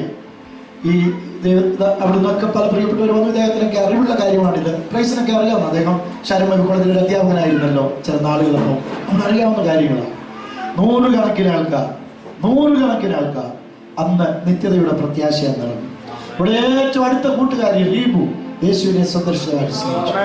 ആ ദേശത്ത് ദൈവനാമം മഹത്വപ്പെടുവാനിടയായി. മരണത്തിൽ കൂടെ പോലും ഞങ്ങൾ ചമ്മയിരിക്കുക, പ്രാർത്ഥിച്ചിട്ട് കുഞ്ഞു മരിച്ചുപോയി, അങ്ങനെ ജനങ്ങളെ പ്രതിനിധിക്കും, അഭിമുഖീകരിക്കും. പക്ഷേ ഞാൻ പറയട്ടെ, അത് കഴിഞ്ഞ് ചില പുതിയ കുടുംബങ്ങൾ ദൈവസഭയിലേക്ക് വരാണ്. ഞാൻ CEMന്റെ ജനറൽ സെക്രട്ടറിയായി 2 ടേം സേവനം അനുഷ്ഠിച്ചു. ഏതാണ്ട് 50,000 കോപ്പി മരണാനന്തര ജീവിതത്തെ കുറിച്ച് അടിച്ച് കേരളം മുഴുവനും പരസ്യം നടത്തി വിതരണം ചെയ്തു. 100 കണക്കിന് റെസ്പോൺസുകൾ വന്നു. ഞാൻ പറയട്ടെ, കർത്താവ് നന്മയ്ക്കായി അത് കൂടിയാണ്. എന്നിട്ട് പറയുക, പ്രാർത്ഥിക്കാൻ അറിയത്തില്ലെങ്കിലും ഒരു കാര്യം ദൈവം ഇതിന് ഉറപ്പുണ്ട്. ഞാൻ ദൈവത്തെ സേവിച്ചിട്ടും നിർണയപ്രകാരം വിളിക്കപ്പെട്ടിട്ടും എൻ്റെ ജീവിതത്തിൽ എന്തെങ്കിലും വന്നാൽ അത് നന്മയ്ക്കായി കൂടി വ്യാപരിപ്പിക്കുന്ന ഒരു ദൈവമുണ്ടെന്ന് ഞാൻ അറിയുന്നു. കൂടി വ്യാപരിപ്പിക്കുക എന്നുള്ള പദത്തിന് സുരലോകം എന്നുള്ളൊരു പദമാണുള്ളത്. അതിന്റെ അർത്ഥം എന്താണെന്നറിയാമോ? ഞാനൊന്നുകൂടെ വിശദീകരിക്കാം. ഒരു വീട് കനാൽ കടക്കുകയാണ്, കാറും വണ്ടി ഒന്നും അകത്ത് കയറ്റാൻ പറ്റുകയില്ല. അവർക്ക് കുറെ പൈസയൊക്കെ കൊണ്ടുവന്നു, മെറ്റിലും മണലും കല്ലും മണ്ണും എല്ലാം ഇറക്കി അവർ പാലം പണിയുവാനായിട്ട് തുടങ്ങിയപ്പോൾ മോൻ വന്ന് ചോദിച്ചു, മോനെ പപ്പ ഇതെന്തിനാ ഇങ്ങനെ പണിയുന്നത്? മോനെ ഇതേ നമുക്ക് വഴിക്ക് വേണ്ടിയാ. ഞാൻ കയറിയാൽ താഴെ പോകുമ്പോ നാളെ പാലം പണിഞ്ഞ പോലെ ഇല്ല. പപ്പ കയറിയാൽ ഒരു കുഴപ്പം വരികയില്ല. കാറ് കയറ്റാം, ലോറി കയറ്റാം, ആനയെ ചവിട്ടിയാൽ പോകുമ്പോ ഇല്ല, ഒന്നും സംഭവിക്കുകയില്ല. അവർ പണിയെല്ലാം നടന്ന് വാർത്തിട്ടിട്ട് പോയി. 4 മണിയായി. ഒരു കരച്ചിൽ കേൾക്കാം, പപ്പ പപ്പ എന്ന് പറഞ്ഞു. പപ്പ നോക്കിക്കഴിഞ്ഞപ്പോൾ ഈ കുഞ്ഞ് അതിന്റെ മണ്ടേ ചാടിയതാണ്. അവന്റെ കാല് താഴോട്ടങ്ങ് താഴെ പോയി. കമ്പിയിൽ കാല് ഉടക്കി എടുക്കാൻ വയ്യാതെ നിൽക്കി. അവന്റെ പപ്പാട് ചോദിച്ചു, പപ്പ അല്ലേ പറഞ്ഞേ ആന കയറിയ താഴത്തിലെന്ന്? പപ്പ അല്ലേ പറഞ്ഞേ ലോറി കയറിയ കാര്യത്തിലെന്ന്? ഞാൻ കയറിയപ്പോ ഇത് താഴെ പോയല്ലോ. പപ്പ അവനെ പറഞ്ഞു. അവനോട് പറഞ്ഞു, മോനെ ഇപ്പോഴല്ലടാ, ഈ കമ്പും സിമെന്റും മണലും വെള്ളവും എല്ലാം കൂടെ 21 ദിവസം ഇങ്ങനെ കിടക്കണം. കൂടി വ്യാപരിക്കും എന്നുള്ള പദത്തിന്റെ അർത്ഥമാണ്, സുനഗോഗു എന്നുള്ള പദത്തിന്റെ അർത്ഥമാണ്. 21 ദിവസം കഴിയുമ്പോ ഇതൊക്കെ സെറ്റായി കഴിയുമ്പോ ഞാൻ മാത്രമല്ല, നീ മാത്രമല്ല, കാറല്ല, ലോറിയല്ല, മൊബൈലിൽ എന്ന് പറഞ്ഞാൽ ആനയുണ്ടല്ലോ, ആന കയറിയാലും ഒരനക്കവും. ഇത് നന്മയ്ക്കായി അന്നേരം കൂടി വ്യാപരിക്കുകയല്ല, കൂടി വ്യാപരിക്കുന്നു എന്ന് ഞാൻ അറിയുന്നു. യോസഫ് സഹോദരന്മാരിങ്ങനെ നിൽക്കുക, സഹോദരന്മാരോട് പറഞ്ഞു, നിങ്ങൾ എന്നെ വിറ്റു, നിങ്ങൾ എനിക്ക് ദോഷം ചെയ്തു, എന്ന നന്മയ്ക്കായി കർത്താവ് അത് മാറ്റി തീർത്തു. എന്താ ഏറ്റവും വലിയ നന്മ? പ്രിയരെ, എത്ര രൂപ മരണത്തിലൂടെ മാറ്റപ്പെടും. മരണത്തിന് അങ്ങേപ്പുറത്തൊരു ജീവിതമുണ്ട്. ഞാനത് കണ്ടതാണ്. എൻ്റെ കുഞ്ഞിനെ ഞാൻ പ്രാർത്ഥിച്ച ദൈവകരങ്ങൾ ഏൽപ്പിച്ചതാണ്. എന്നേക്കാൾ 1 വയസ്സ് മാത്രം പ്രായമുള്ള എൻ്റെ മൂത്ത പെങ്ങളെ, 1 വയസ്സിന് മൂത്തവളെ 11 വർഷങ്ങൾക്ക് മുമ്പ് 2 കുഞ്ഞുങ്ങളെ എൻ്റെ കരങ്ങളിൽ ഏൽപ്പിച്ചിട്ടുള്ള ക്ഷീണതയായി കഴിയുമ്പോൾ പ്രാർത്ഥിച്ച് ദൈവകരങ്ങളെ കേൾപ്പിച്ച് ഞാൻ പറഞ്ഞു വിട്ടിട്ടുണ്ട്. എൻ്റെ 21ാമത്തെ വയസ്സിൽ ഞാൻ പറഞ്ഞതുപോലെ കുടുംബഭാരം എന്നെ ഏൽപ്പിച്ചിട്ട് എൻ്റെ പിതാവ് പോകുമ്പോൾ കോട്ടയം മെഡിക്കൽ കോളേജിലെ എപ്പാർഡിൽ 26ാമത്തെ റൂമിൽ 6ാം റൂമിൽ എന്നെ പിതാവിനെ പ്രാർത്ഥിച്ച് സ്തോത്രം ഞങ്ങൾ പാട്ടുപാടി പറഞ്ഞു വിട്ട ഒരു അനുഭവം എനിക്കുണ്ട്. ഇന്നേക്ക് 3 വർഷങ്ങൾക്ക് മുമ്പ് മാർച്ച് മാസം 26ാം തീയതി എൻ്റെ മാതാവിനെ ഞാനും എൻ്റെ സഹോദരിമാരും കൂടെ മാതാവി എന്നെ തേടി വന്നൊരു മാമാരു സുതനെ എന്നുള്ള പാട്ട് പാടിപ്പെട്ടു. ഇവരെല്ലാം പ്രാർത്ഥിച്ചു വിടുമ്പോഴും എൻ്റെ ഉള്ളിലൊരു പേടിയുണ്ട്. പ്രാർത്ഥിച്ച വിട്ട ഞാൻ അവിടെ ചെന്നില്ലെങ്കിൽ എനിക്കറിയാം മരണത്തിന് അങ്ങേപ്പുറത്തൊരു ജീവിതമുണ്ട്. കൂടെ പുറപ്പേ, ഇവിടെ എത്ര രൂപ ഉണ്ടെങ്കിലും എത്ര ആരോഗ്യമുണ്ടെങ്കിലും ഒരു ശവപ്പെട്ടി നമ്മുടെ മുമ്പിലുണ്ട്. എന്നാൽ കർത്താവ് താൻ ഗംഭീരനാഥത്തോടും പ്രധാന ദൂതന്റെ ശബ്ദത്തോടും ദൈവത്തിന്റെ കാഹളത്തോടും ഇവിടെ കടന്നു വരുമ്പോൾ ക്രിസ്തുവിൽ മരിച്ചവർ മുമ്പേ പറഞ്ഞതുപോലെ പരിശുദ്ധാത്മാവിന്റെ മുദ്രയുള്ളവർ കല്ലറയെ പൊട്ടിച്ച് ഉയർത്തെഴുന്നേൽക്കും. ഞാൻ എന്റെ യേശുവിനെ കാണും. കാഹളം കേൾക്കുമ്പോൾ ഞാൻ ഉയർത്തെഴുന്നേൽക്കും. അതിന് പരിശുദ്ധാത്മാവിൽ ജയകരമായ ഒരു ജീവിതം ചെയ്യാൻ ഇന്ന് പകലിൽ എത്ര പേർ താല്പര്യപ്പെടും? എനിക്ക് പുത്രത്വത്തെ കുറിച്ച് ഉറപ്പുണ്ട്. ദൈവമേ, നീ എനിക്ക് തന്നിരിക്കുന്ന കൃപയുടെ പ്രമാണം ഞാൻ മനസ്സിലാക്കുന്നു. നീ എന്റെ മേൽ തകർന്ന പരിശുദ്ധാത്മാവിനെ ഞാൻ മനസ്സിലാക്കുന്നു. എനിക്കൊരു നല്ല സ്വഭാവത്തിന് ഉടമസ്ഥനാകാൻ പരിശുദ്ധാത്മാവിന്റെ കർത്തൃത്വം എനിക്ക് ആവശ്യമാണ്. പുത്രത്വത്തിന്റെ ഉറപ്പ് എനിക്ക് ആവശ്യമാണ്. കർത്താവേ, നീ എനിക്ക് പൗരത്വത്തിന്റെ ഉറപ്പ് തന്നിരിക്കുക, സ്തോത്രം. വീണ്ടെടുപ്പ് നാളിനായിട്ട് എനിക്ക് മുദ്ര തന്നിരിക്കുക, സ്തോത്രം. എനിക്ക് വേണ്ട പോലെ പ്രാർത്ഥിക്കാൻ അറിയത്തില്ല, എന്നാൽ നന്മയ്ക്കായി എന്റെ ജീവിതത്തിൽ എല്ലാം കൂടി വ്യാപരിക്കത്തക്ക രീതിയിൽ പക്ഷപാതം ചെയ്യുന്ന പരിശുദ്ധാത്മാവിനെ എന്റെ മേൽ തന്നിരിക്കുക, സ്തോത്രം. ഒരു വിശുദ്ധ ജീവിതത്തിനായി ഇന്ന് പകൽ എന്നെ സമർപ്പിക്കുന്നു. തന്റെ പുത്രനോട് സ്വഭാവത്തോടും രൂപത്തോടും അനുഭവപ്പെടുകയാണ് ഏറ്റവും വലിയ നന്മയെന്ന് എനിക്കറിയാം. ഞാൻ അതിനായി എന്നെ തന്നെ ഏൽപ്പിക്കുന്നു എന്ന് പ്രാർത്ഥിക്കാൻ മനസ്സുള്ള എത്ര പേരുണ്ട്? ഈ സമയം ആ പ്രാർത്ഥനയുടെ അടയാളമായി ഒരു നിമിഷം കരങ്ങൾ ദൈവസത്തിലേക്ക് ഉയർത്തുന്നു. അല്ല, എഴുന്നേറ്റ് നിൽക്കുവാൻ ദൈവാത്മാവ് ഖേദിക്കുന്ന പ്രിയപ്പെട്ടവർ ഒരു നിമിഷം എഴുന്നേറ്റ് നിന്നാണ്. കർത്താവേ, ഈ ലോകത്തിൽ എന്തെല്ലാം ഉണ്ടെങ്കിലും തൃപ്തിയുള്ള ഒരു ജീവിതമാണ് യഥാർത്ഥ ജീവിതമെന്നും പുത്രത്വത്തിന്റെ ഓർമ്മയും ആ കൃപയുടെ പ്രമാണം, ജീവന്റെ ആത്മാവിന്റെ പ്രമാണവും വഹിച്ച് പരിശുദ്ധാത്മാവിന്റെ നിറവിൽ പരിശുദ്ധാത്മാവിന്റെ കർത്തൃത്വത്തിന് വിധേയമായി പൗരത്വത്തെ കുറിച്ചുള്ള ഓർമ്മയിൽ അതേ മുങ്ങിക്കുളിച്ച് ആ പുത്രത്വത്തിന്റെ പദവി അനുഭവിച്ച് കാര്യസ്ഥതയിൽ പരിശുദ്ധാത്മാവിൽ പ്രാർത്ഥിച്ച് വിശുദ്ധ ജീവിതം നയിച്ച് കാരണ ശബ്ദം കേൾക്കുവാൻ ഒരുക്കമുള്ളവരായിരിക്കാൻ ഈ ഭൂമി ഞങ്ങൾക്ക് കൃപ നൽകണമെന്ന് എത്ര പേര് പ്രാർത്ഥിക്കും? കരമുയർത്തി ഒരു നിമിഷം ദിവസങ്ങളിൽ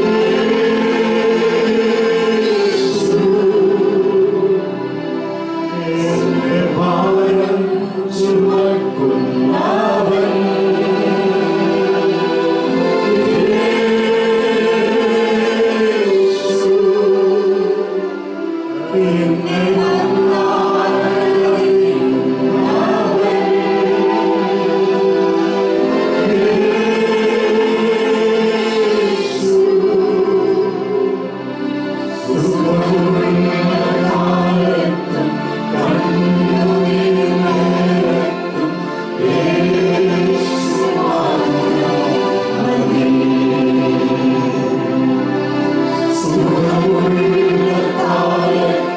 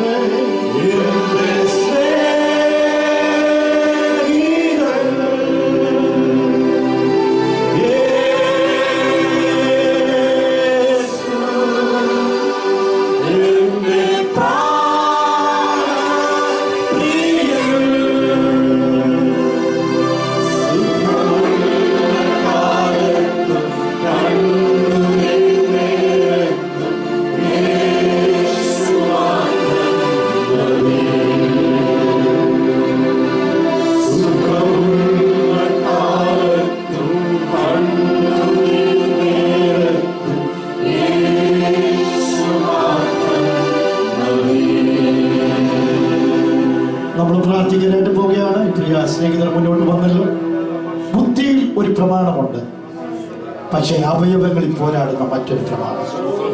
നല്ലവരായി ജീവിക്കണമെന്ന് ആഗ്രഹമുണ്ടാവാം, പക്ഷേ കഴിയുന്നില്ല. പരാജയങ്ങൾ പരാജയങ്ങൾ പരാജയങ്ങൾ. എന്നാൽ ഇന്ന് പകലിൽ നമ്മുടെ മേലെഴുത്തുകളെ മാറ്റി നമ്മുടെ ബുദ്ധിയിൽ അടിഞ്ഞുകൂടിയിരിക്കുന്ന പാരമ്പര്യത്തിന്റെ പൈശാചിക ചിന്തകളെ മാറ്റി ജയം നൽകുന്ന ഒരു യേശു ഉണ്ടെന്ന് വിശ്വസിക്കുന്ന എത്ര പേരുണ്ട്? പ്രിയപ്പെട്ടവരെ, നമുക്ക് ഈ പ്രിയ സ്നേഹിതർക്ക് വേണ്ടി കരമുയർത്താം. ഏതെങ്കിലും വ്യക്തികൾ ഇന്ന് പകലിൽ പ്രാർത്ഥന ആവശ്യപ്പെടുന്നുണ്ടെങ്കിൽ ഒരു നിമിഷം മുന്നോട്ട് വരുവാൻ ഞാൻ ഒരിക്കൽ കൂടെ ആഹ്വാനം നൽകുന്നു. ഇന്ന് പകലിൽ പ്രാർത്ഥിക്കുവാനായിട്ട് പോവുകയാണ്.